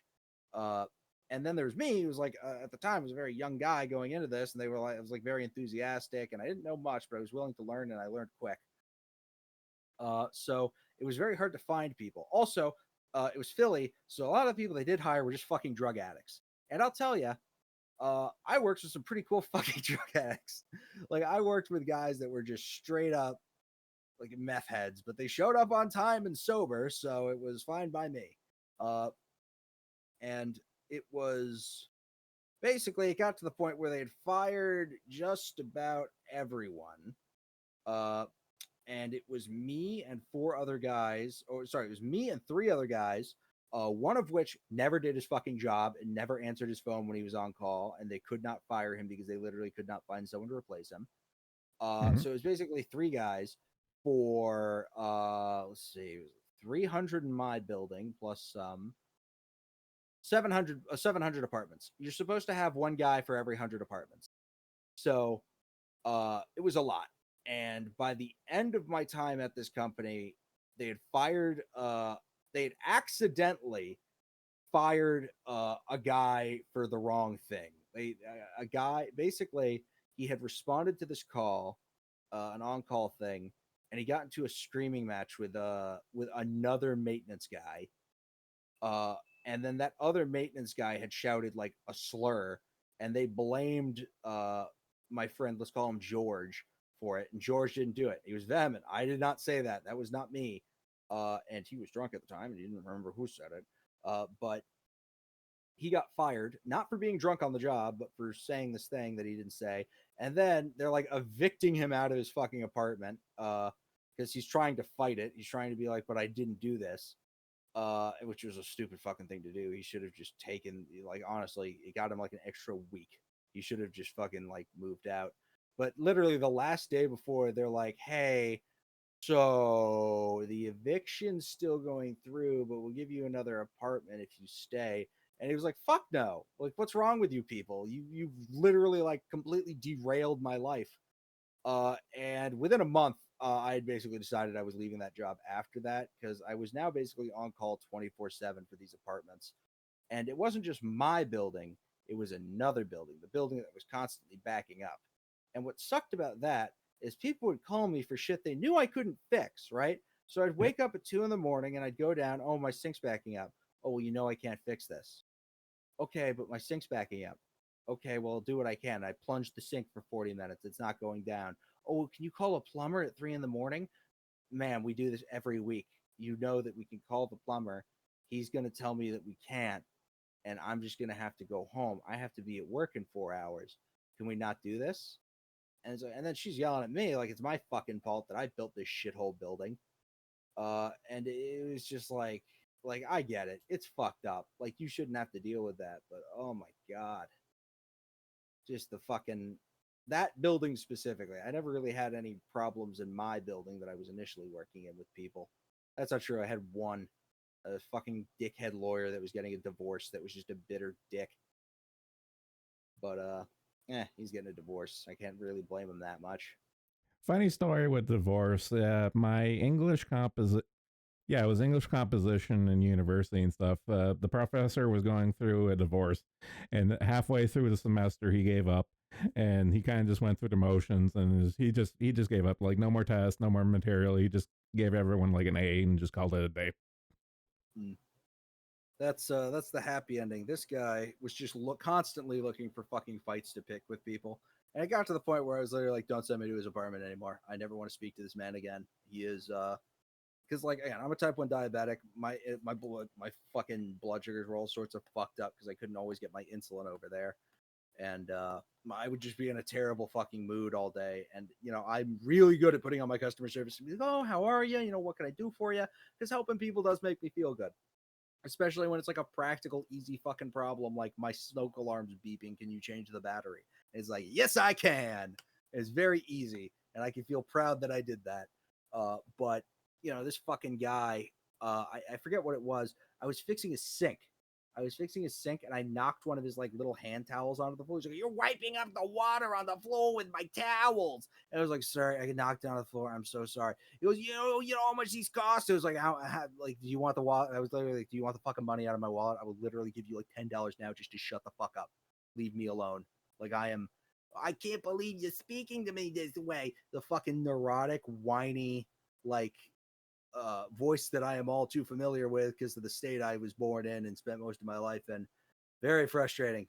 And it was just probably the closest I've ever come to like unprovoked physical violence in my life. But I'm very proud I didn't. I just got up, was like, "Sir, I am no longer comfortable in this situation. I am leaving, and I'm not turning the water off." I know. I say everyone needs to get at least into one fight in their life. I've been in fights, and I got into them. The place most humans will experience, most Americans will experience the only physical violence they ever experienced in their life: public school. It's joy of the fucking Malthusian rage cage that is American public school. I don't know. Literally, you can't possibly remove these violent pieces of shit that are going to grow into adult violent pieces of shit that go to jail from the population. So you got to just let them stick around and cause problems and disrupt class and make everything horrible. Yeah, and it's funny because in retrospect, I don't blame those kids because they were like lead poisoned idiots with like rotted brains. It's not really their fucking fault. They're violent. I do blame the teachers and the administrators that basically just let it happen until randomly the kid would do something that like offended them. Like he'd call the principal's wife a fat cow or something, and that would finally get him expelled. But it's okay. It doesn't matter that he like cracked an autistic kid's fucking skull against the concrete a week earlier. That's water under the bridge because it didn't affect the balding middling manager with his gross fat bitch wife at all. But the moment that fucking violent psychopath says something that affects you, then he's got to go. I have a funny story about school. So growing up, I was in French immersion, like a small rural community, French and English. Okay, this is how fucked up it was. The community was so small. There was one school with two school boards that had to share the one school. Okay, you with me so far? Yeah. Okay, so I was initially in the French portion and stuff. I forget what grade I decided to go to the English, change over to the English board because I want to take my English classes because I was going to science, so I wanted to get my English. So, eventually, the funds came in from the English school district to build our own school, and to down the road kind of thing. Now, here's the funny part. I was already registered in the English school board, but the principal of the current school was part of the French board, and he went to my parents and say, "Hey, can you keep Zenlar in this school? Change him back over to the French school board because the backstory with that there was that I had the second highest GPA in the entire district, so they really wanted to keep me." And my parents were just like, no. And he really begged and pleaded and stuff. And I think he tried to literally financially bribe them. It was so funny. I was never good at school, so I remember, like, again, I think the most important thing that unironically, the most important thing I ever learned in school it was basically that no one in charge of you ever has your best interests in mind. Literally never. They're always looking out for themselves and whatever is easiest for them. And you're always going to be held to the standard of the lowest common denominator. And the lowest common denominator will never actually be held to those standards. He will always get more chances. And basically being a violent criminal idiot is going to get you every benefit of the doubt. But if you actually play by the rules and you do what you're supposed to, the moment you step out of line, you're getting smacked into the fucking concrete. Which was, like, I sound bitter about it, and maybe I am a little, truth be told, but I'm not bitter at like the fucking kids that were doing the harassing. I'm bitter at like the fucking adults that let it happen. And yeah, I literally got like bullied by fucking teachers in middle school, dude. It was bad. Here's my opinion on bullies. Bullies were weird because I'm 6'4" and 300 pounds, and yet I still had bullies. They were smaller than me. I was a big kid too. No, but this is like the riddle me this, Batman. They were always smaller than me. It's like, okay, we're gonna bully the big kid. I'm like, there's only one way this is gonna turn out, and it's like I'm the teacher's pet. Who are they gonna believe in this altercation? So I would literally smack them down. Oh, They go crying. They would go crying, and then I'd be like, "Hey, they started it," and they were like, "Yep, okay, story checks out." Every single time. That wasn't a thing. We had zero tolerance in all the schools I went to. So I literally I literally one time got like punched in the back of the head and got suspended for getting punched in the back of the head. Oh no, I was in school in the 90s. We were ghetto. No, I fought back once, and they basically threatened to put me in a mental hospital. It was the one of the scariest moments of my entire fucking life. It was like they were like threatening to take me away from my fucking bed. I didn't even like say or do anything like threatening that might warrant that. Like, because you say something like that, and people are like, "Oh my god, did you like say you're gonna kill the kid or something?" Or like, did you drawing things? No, it was literally like I was the kind of quiet like kid, and I fought back, and that was like enough for them to be like, "Oh, well, I fought back and I won." That's kind of the problem there. Yeah, American public school is basically all designed around lawfare and all that shit.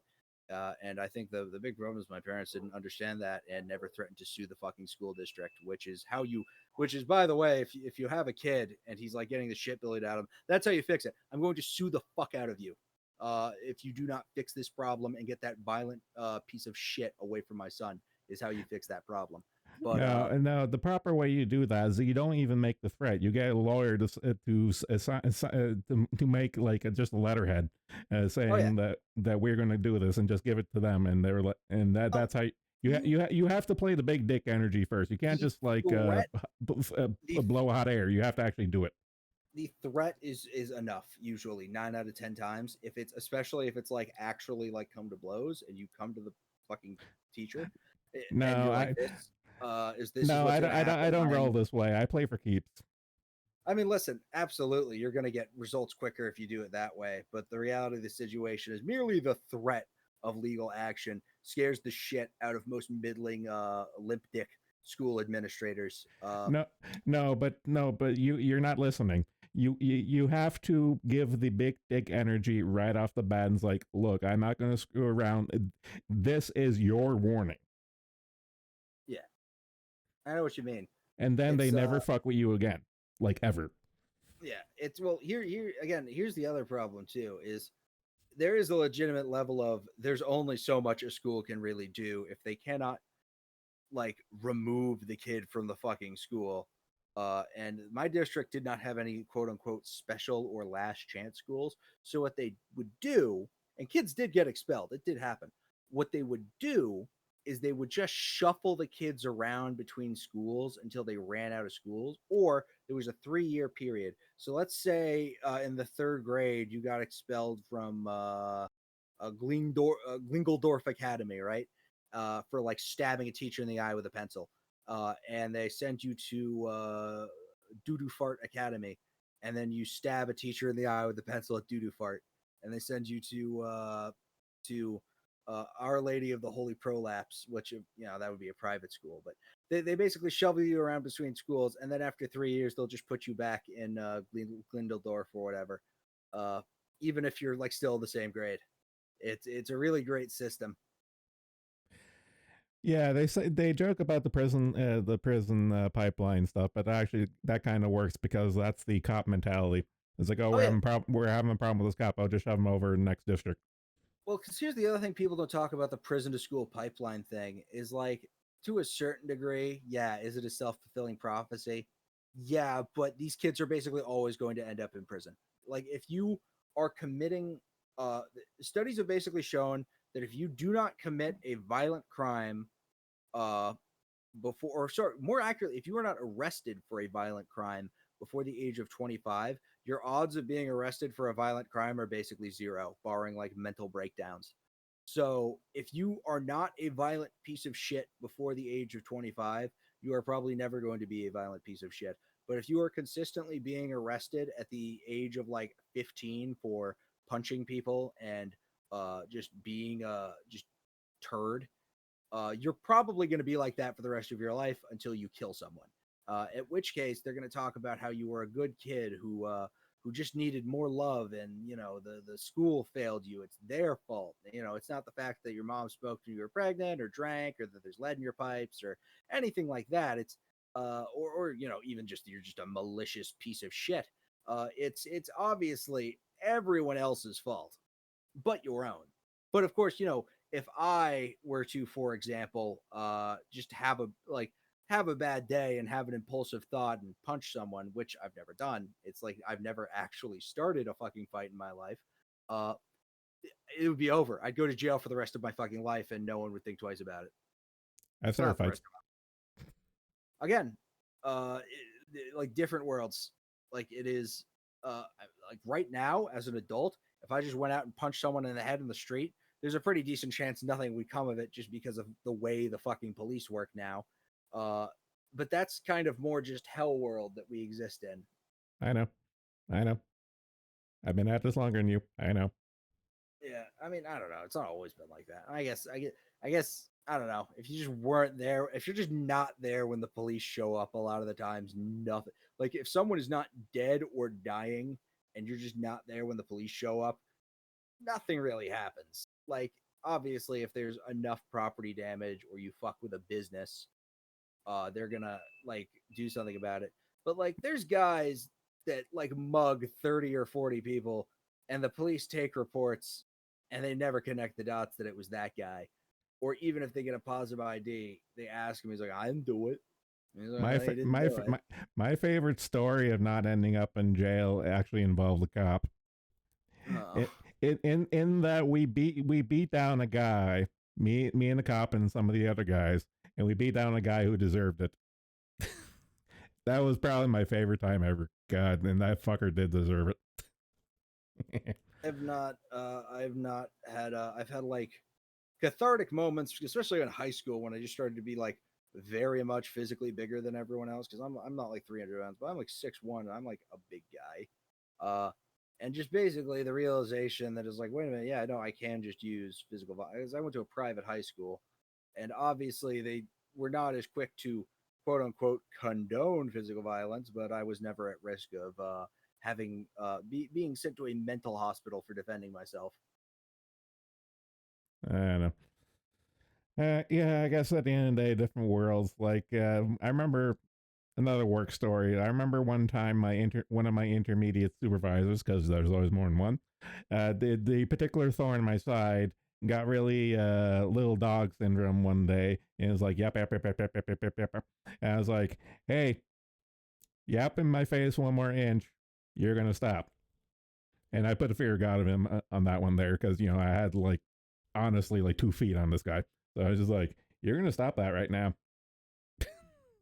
I think there was a post about like the Incredibles and that scene where Mr. Incredible is like at work and his little fucking gremlin awful boss is being a malicious piece of shit. And there's the line where it's like the Incredibles does a really great job of showing the psychic damage that being nagged at by someone you could kill with your bare hands for food tokens really does to you. Yeah, that's actually probably one of my favorite scenes. And even like the little shithole boss is like, I am legally required to say no. Yeah, like the little nasally fucking worm. I mean, listen, I have worked in like office environments before, but it's always been like tech support or something like that. I cannot imagine being like an insurance adjuster. Because here's the thing, I've had like, I'm a type 1 diabetic, so I have to call my insurance sometimes, and sometimes there's an error with it, and they're like, "Oh, I'm so sorry, it's like," and I have to talk to like some fucking nurse.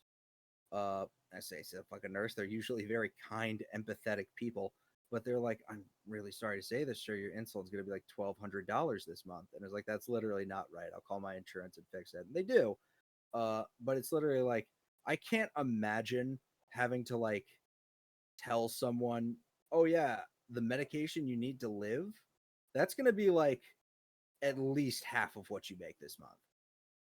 Oh, you don't have it? Oh, that sucks. You can go into medical debt.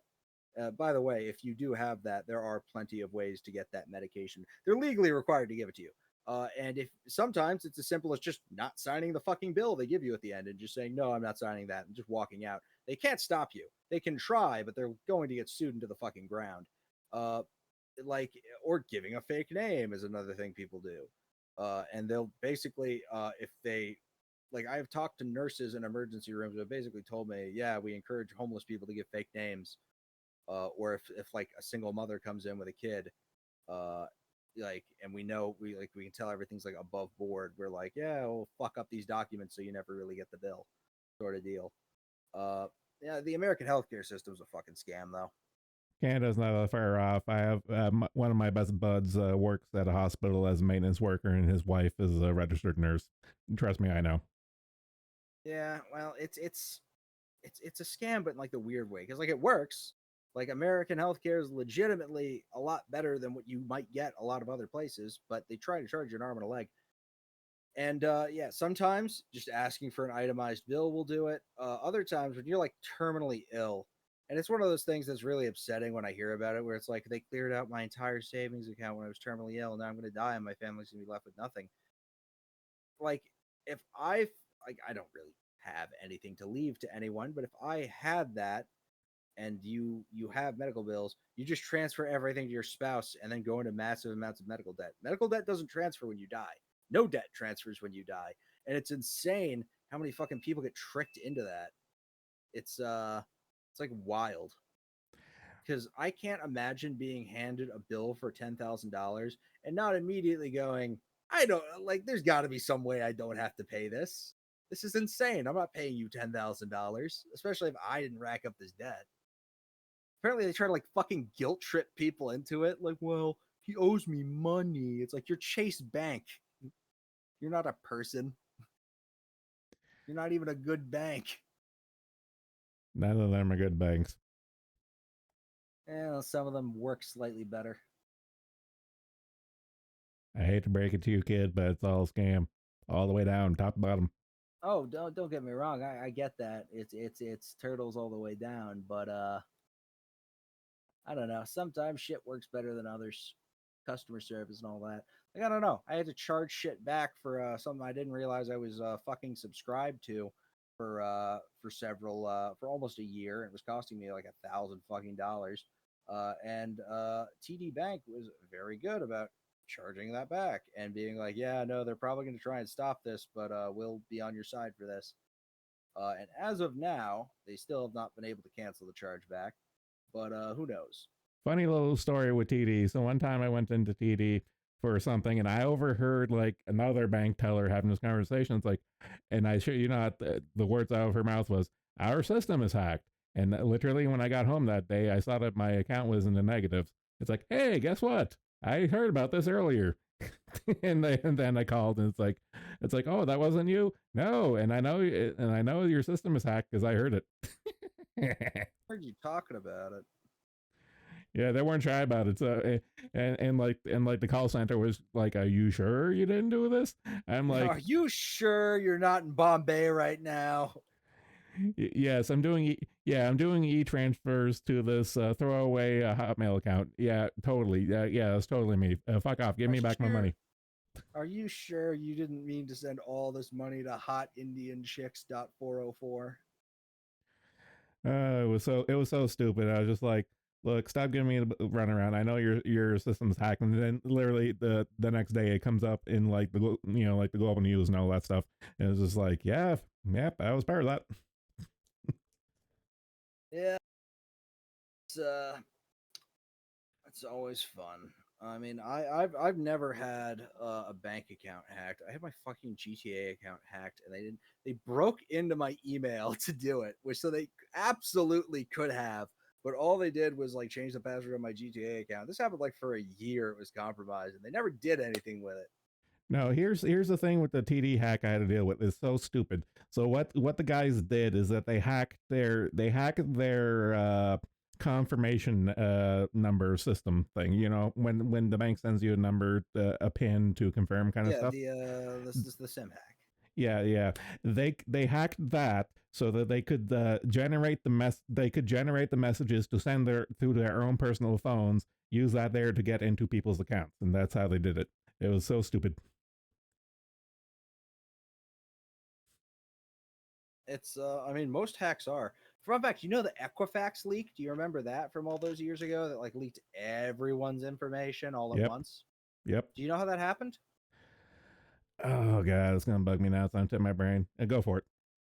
The fucking AC control, the fucking HVAC system of the Brazilian branch of Equifax is how they got in.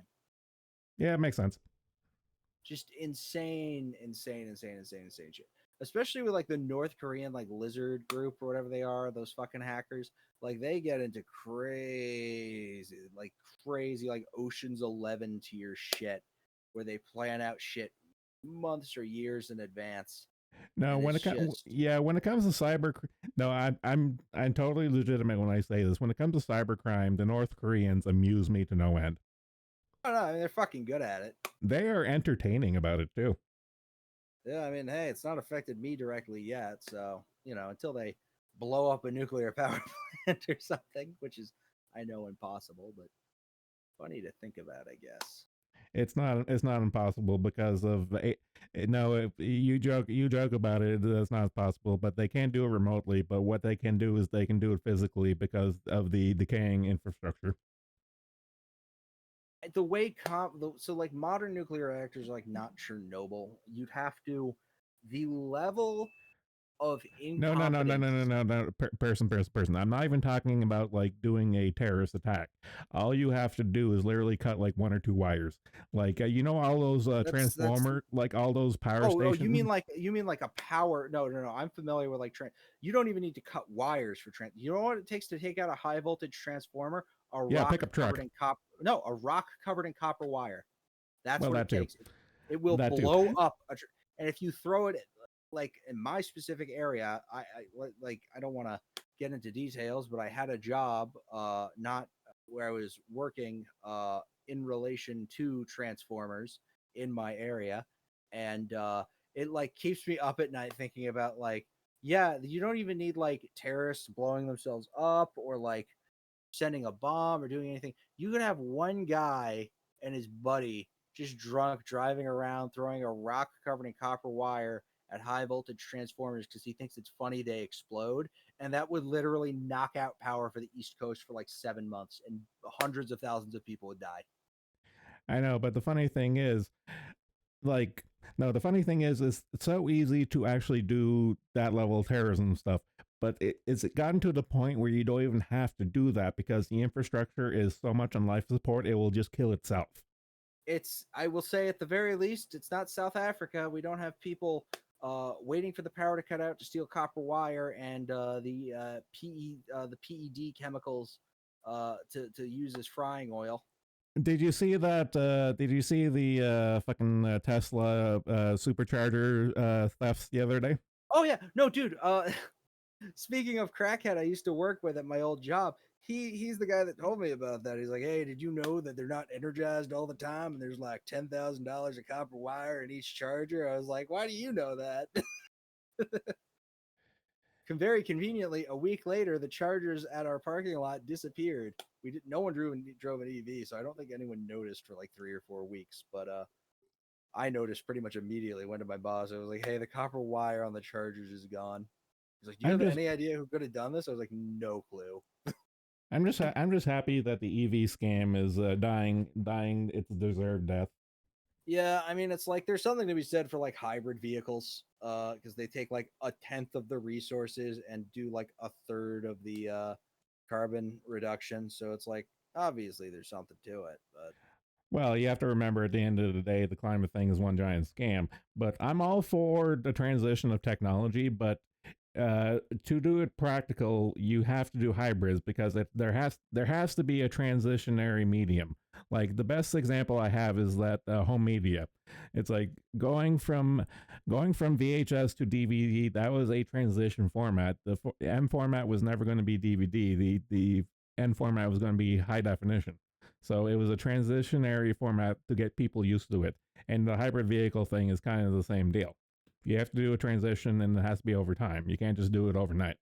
yeah. Well, I think even I don't know. I think even with fucking like full EVs and stuff like that, it's always going to be more. You're always going to be better off just with a hybrid. Because here's the thing: like oil and gas, and it's so bad for the environment and all that. But I don't know. It feels like people want to say, oh well, China's very committed to fixing the environment and all this. No, they're I not. don't believe that. I don't believe that at all. I have seen videos of Chinese people being ripped apart by industrial equipment, and everyone just stands around watching, like, oh, like I don't think these people are too concerned with the state of the planet when Well, they could no, watch. like the whole climate thing is one giant scam to begin with, but it becomes very apparent because of China and India. People forget India. That's the other big one. Yeah, no one wants to talk about how two rivers spill out 90% of the world's plastic waste into the ocean. No one wants to talk about that for some reason. That's weird, isn't it? I don't Oh, know. but I gotta have a paper straw now. I've gotta ruin my $50 Five Guys meal. Yeah, but that paper straw is in the plastic wrap. It's all so tiresome. I I fucking hate Green Party people so much. They're like, my number one issue is the environment. By the way, I don't like nuclear power, and I'm totally okay with using coal power as a transitionary method. Oh, by the way, we should level our national parks to import 1 billion more migrants. Infinity migrants forever will fix the environment, I am sure. Dude, I'm a geologist. The whole climate thing didn't work on me from day one because I can actually see the numbers. I mean, I definitely think we should preserve our like natural wonders and environments and all that, but Nope. and we should probably not be pouring plastic into the ocean, but you know, I don't know if No, here's the joke. The entire system is self-cleaning. The problem is that people about don't like that plastic? because the self-cleaning mechanism is outside of the human lifespan. But at the end of the day, once we're extinct, we're all evidence of us existing is going to be gone, like within like not even a million years. People want to act like oh well, what happens if ecological collapse? And it's like, okay, well, we can just geoengineer, and people literally like they don't want to hear that answer because No, you can't. well, you can. I No, feel you like can't. we can. We could probably figure it out if we fucked it up bad enough. No, this is. I hate to argue from authority, but I'm going to have to put my foot on this one here. No, we can't. Why not? Because it doesn't work. Okay. I really don't want to go into like actual science to explain and stuff, but long story short is that the scale of systems being able to affect it does not work. That's the reason. That's the reason why Bill Gates and all his buddies and stuff with their cloud seeding and all that stuff. That's why in the grand scheme of things, that's what people don't remember is in the grand scheme of things, that shit does not work. Do you want to know how I knew that like climate change was bullshit? Yeah. Rich people still buy oceanfront property and put all of their money on the oceanfront. If that was such a problem, they wouldn't do that. Yes, because it's all one giant scam. But going back to the no, I'm not going to walk past the geoengineering thing. The geoengineering thing does not work because it is literally a physics issue. Okay, the reality of the nature of the universe. That is to say, we live in a universe of limits, and physics has hard limits and stuff.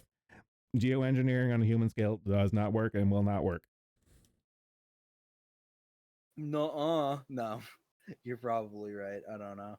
No, seriously, it's Not not on like that. a human time scale, right? That's the whole thing where it's like theoretically, if you could live for thousands of years, you might be able to. No, it's not track even. this. No, it's not even that. It's not even that. It is literally a scale and energy problem, in that you can't do it. That's the okay. Let me just get down the microscope a little bit better. Okay, you know how solar panels don't work? Yeah. It's that. Now, solar panels are like a small example of geoengineering. And you know at this small scale how they don't work? Yeah. They don't work at the bigger scale either. They, yeah, that's the thing. If we can't get shit to work at the small scale, it's not going to work at the big scale because of physics. Because that's probably the best way I can dumb it down. But what if Elon Musk's science star magic then, huh? What? I really hate his Starlink system because I really don't want a Kepler syndrome event, because that would legitimately fuck up our species, because the continuation of our species is paramount, and the only way that our species can continue is to get off the planet. So do you know about what America did in like the 1960s, because we didn't have radio satellites yet, but we wanted a radio that could bounce around the earth? We had a big ass balloon. I know. No, well, they weren't just balloons. We put fucking microfilament thread into the atmosphere, and it's still there to this day. No, I know. And there's like a little ring around Earth. I don't know. No, my favorite story around from that time is, you remember Roswell? Yeah.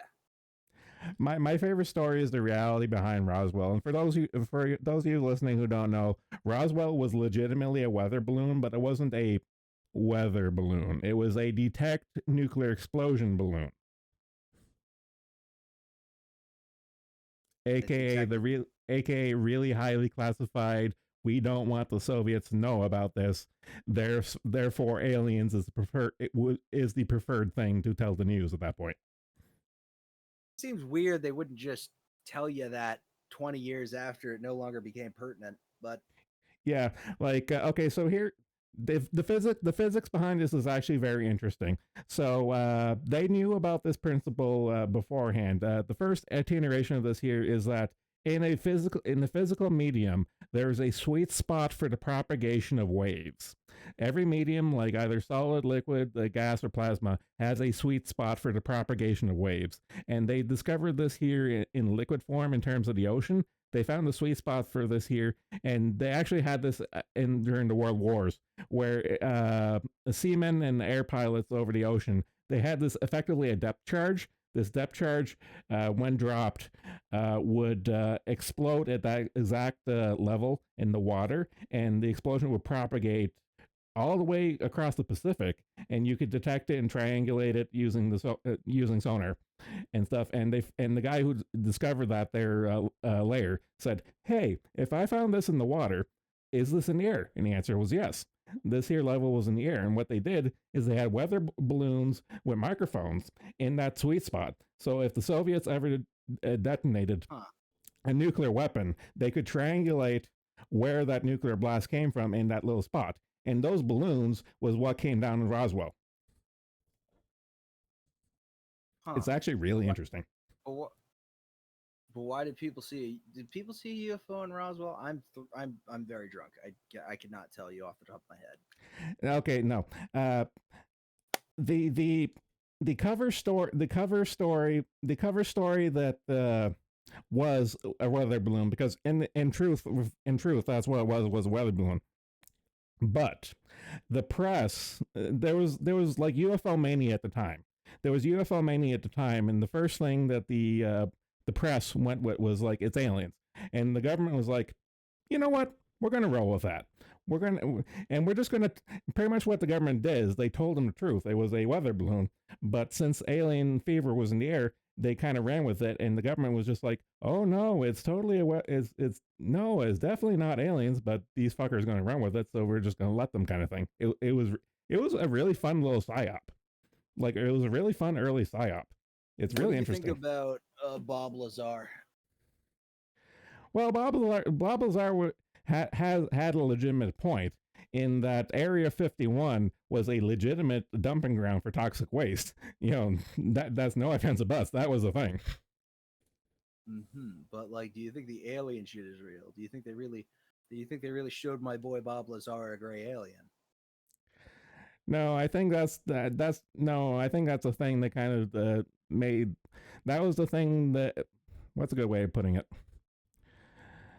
That was kind of like the discrediting portion stuff, because if you look at the Bob Lazar stuff, the first thing that came out was the reporting of like these here sites are an environmental hazard because they're dumping toxic waste, but it didn't really get much traction. So what Bob Lazar did to get noticed from the press was like, oh yeah, it's all aliens. And once he had the attention for the alien stuff, and then he went back to like, okay, no, seriously, it's toxic waste. We really need to do something about this. But then the powers that be hammered in his one little moment of weakness with the alien thing. Yes, you're having a stroke. Go on. Sorry. I was trying to see if my fucking tracking was still working. It was spazzing out on my phone for a second. Yeah, no, I'm with Porian on this. Bob Lazar is only 100% true. It was the biometric scanner technology claimed to use at Area 51 is identical to what is now used in consumer technology like smartphones. Yeah. But the thing, like the thing with Bob Lazar that they made him discredited and stuff, they kind of went overboard on like one or two things which he used to get attention, and then kind of ignored the more important stuff, like what Portland said, like the biometric stuff, and in my case the toxic waste dumping. It's like, oh, focus on the aliens, but it's like, okay, that was just meant to get attention to the actual legitimate important stuff, that the literal crimes. Yeah. Well, isn't even a crime? Isn't like 98% of Nevada BLM land anyways? It's all federal land.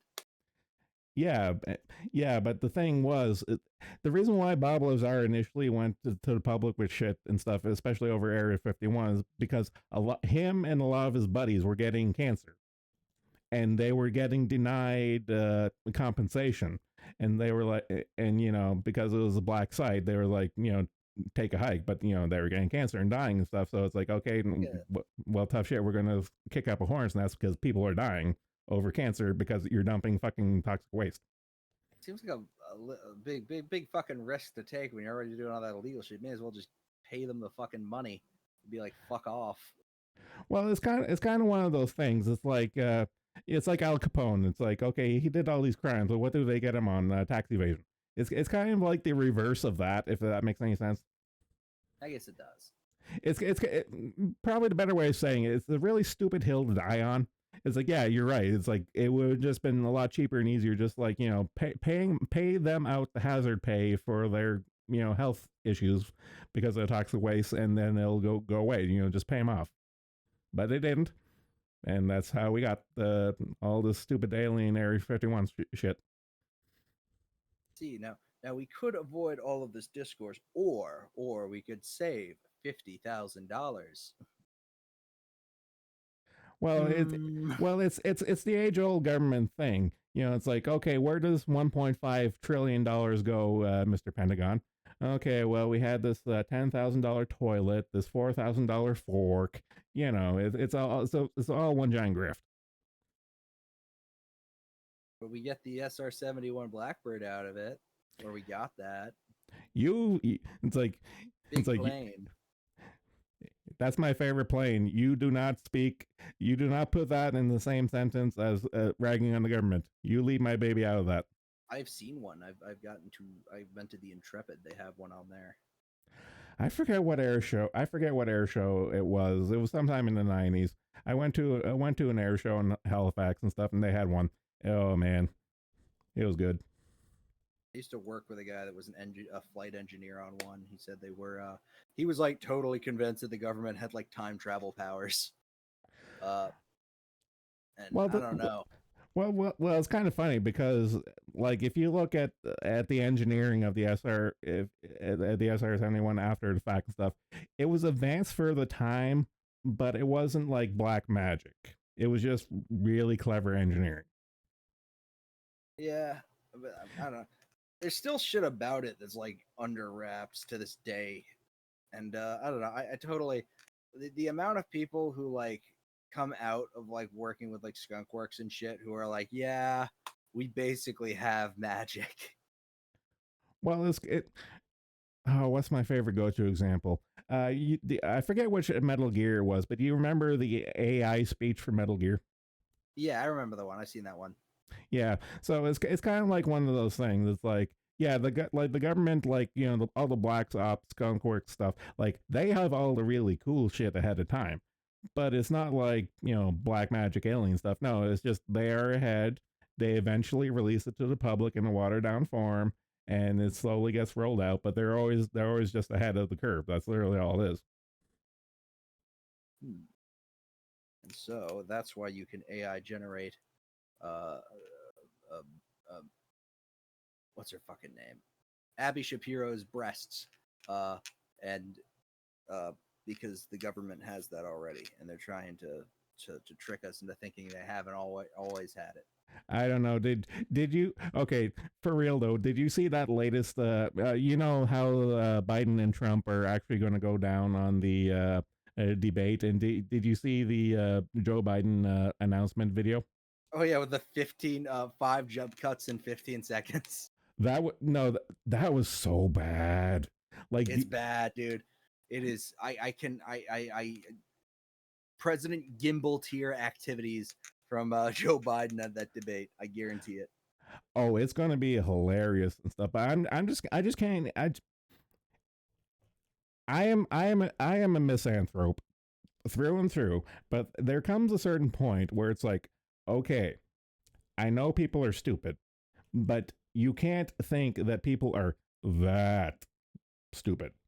I know a lot are that stupid. Don't get me wrong. A lot are that stupid. But what's the expression? You can fool some of the people most of the time, but you can't fool all the people all the time, kind of thing. Yeah, I don't think they're real. I don't think really Joe Biden has much of a shot outside of people being terrified at the idea of Trump winning. But I think when you've had 4 years of Joe Biden doing everything everyone said Donald Trump would do versus Donald yeah. Trump being vindicated on like 80% of the shit that he has said, even like crazy shit. Well, It's yeah, like, this is why this election is going to be really funny, because people have had those 4 years of cognitive dissonance and stuff. So like they have legitimately lost a lot of their voter base. The blacks, the Latinos, the women, blah blah blah, and all that stuff. And it's kind of funny because they cannot pull the bullshit they did in the 2020 election for stealing all those votes. They can't do it this time around, because if Joe Biden gets, here's the thing, if Joe Biden gets voted in again, everyone, even their own base, is going to know. They are going to biblically know that it's going to be illegitimate, and they can't afford that. Thinking earlier, like what happens if Joe Biden dies? There's no one they can run. Like Kamala Harris, I think Kamala Harris would legitimately refuse to run for president. Like she would not run for re-election if that happened. And that's been my No, opinion for a actually, while. She does not seem like she wants that fucking job. No, there's a conspiracy. I don't want to say conspiracy theory. There's this rat that I actually do agree with, in that okay, let's say Joe Biden drops dead right now. It would go down the chain of command of like, okay, it would go to Harris, but Harris would relinquish the position. It would just keep on going down to the person that they want. Yeah, probably. I mean, I don't know, because I also could see, like, if it happened earlier, I could see Kamala Harris basically saying, "I'm not going to seek re-election. I will endorse whoever the Democrats pick." And they'd probably pick fucking Newsom, which is also a horrible pick because Newsom is like vaguely charismatic and is able to win in California because everyone in California has brainworms. But everyone from California, everyone who is not California, does not like Newsom. No, here's the thing. I was robbed. I was robbed of my Bernie versus Trump. I was robbed. What I really want now going forward is I want California versus Florida. California versus Florida would be fun. I don't know. I think Newsom is Newsom's who there's going to run next. Like Newsom is going to be who they run in 2030. Oh, But, obviously. No, definitely. No offense about or that 2028. I don't know. The only other one I could probably think of is maybe one of the Cuomos. Maybe. That's a big if. No. After what's happened, after one of them being a rapist and the other one being Italian, it's not going to happen. Well, no. They're both Italian. Well, no. It's one of those things where how do I put this? They're kind of fucked at this point and stuff, and I don't think they have the options, which is what it comes down to. They don't have the options. I think I think it's kind of the opposite problem in America. I think, I'm not talking about America. I'm talking about the Democrats. Oh, well, I think it's right. In America specifically, the parties, I think the Republicans got to have the opposite party. And I think we kind of saw that this election cycle, which is after Trump, the Republicans don't really, like, what do? Like, this isn't post Reaganism where you had like a vaguely patriotic guy that decided to naturalize all the illegal immigrants in the country and do sweeping gun reform while being vaguely patriotic. This is Donald Trump. This is the funniest fucking guy ever, getting up on stage and just admitting to all the stupid, crazy shit that we know they've been doing. Where do you go from there? Because you can't have these fucking like fucking Romney-esque like grifters who pretend that they're not doing that, or these McCain-esque warhawks or these wasps. Like, where do you go? Is it fucking Nick Fuentes? Is that what I have to look forward to? I don't know. No, clearly what we need to look forward to is Nick Cotto Avocado. That's where we're going to. Nakata. Well, listen, it doesn't matter because Tomoe is going to win. Tomoe 2024.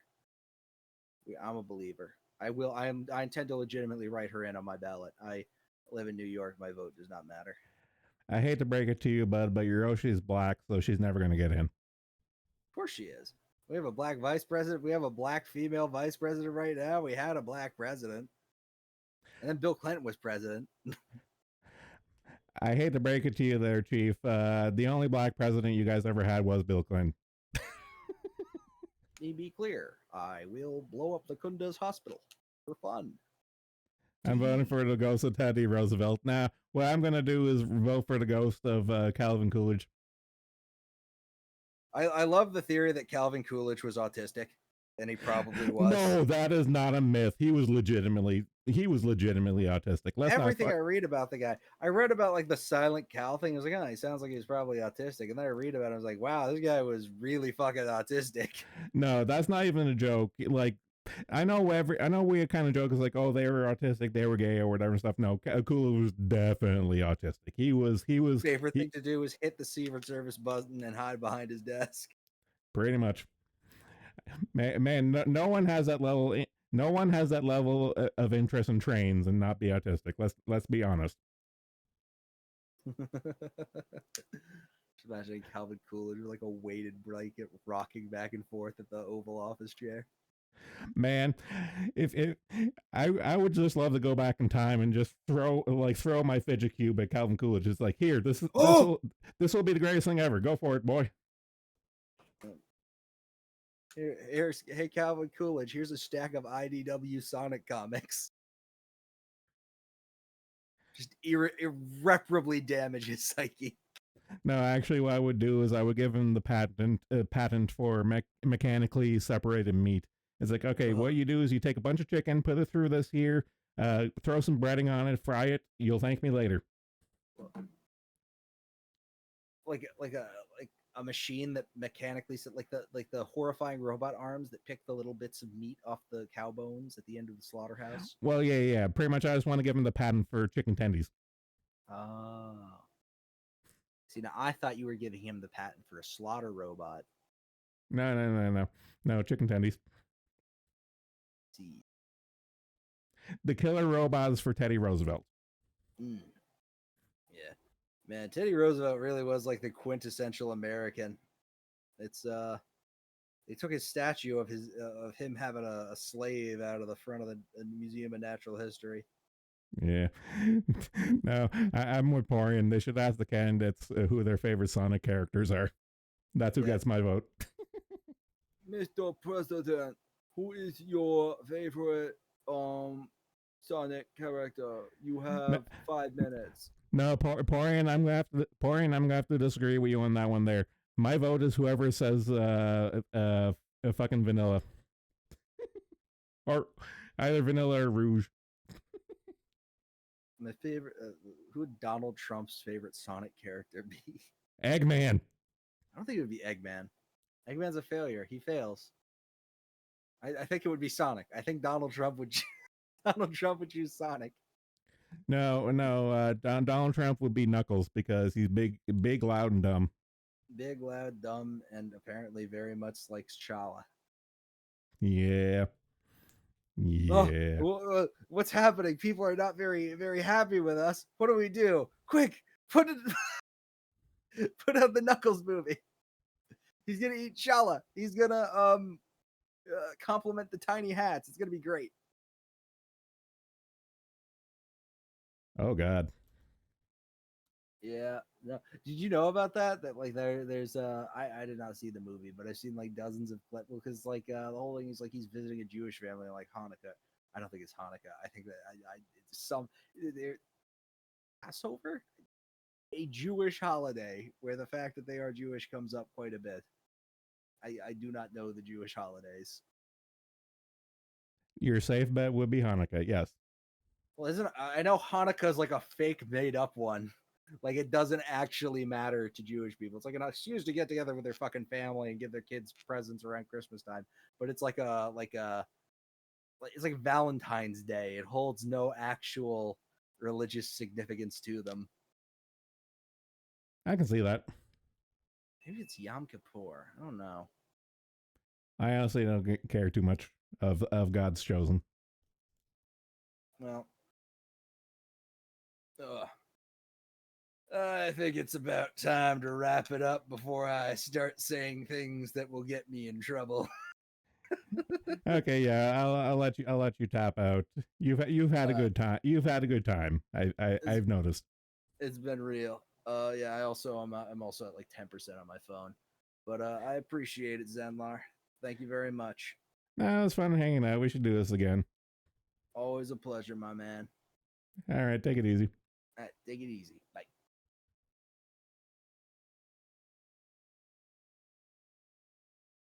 Well, that was a thing. Yeah, my favorite Sonic burger is Big and Buford.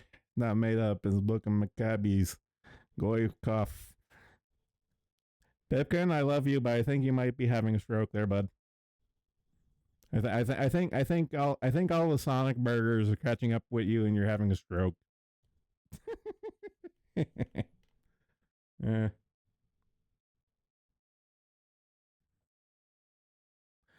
I don't know. Only like 2.5 hours in. Gonna ruminate for a couple minutes, see if anyone wants to call in, since we haven't really had our weekend call in. My arteries are clogged. Yeah, I kind of noticed.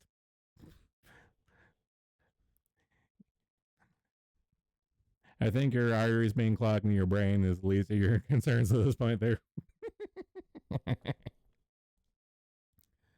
Oh, God. Fuck me. I think summer really is here. I'm going to have to go outside at some point and uncover my air conditioner and change over my HVAC system to cooling. It's getting warm.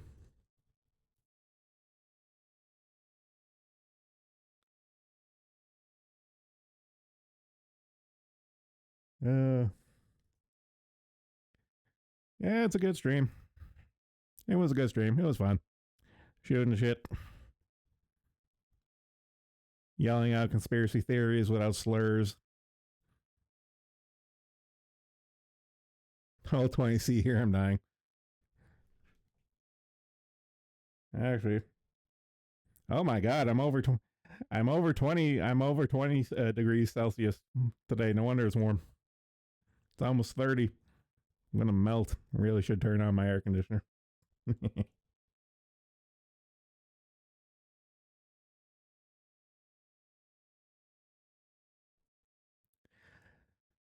Yeah, I know. Well, it doesn't look like anyone seems to want to call in, so I'm probably just going to call here too. So, thanks for coming. Take it easy. Later.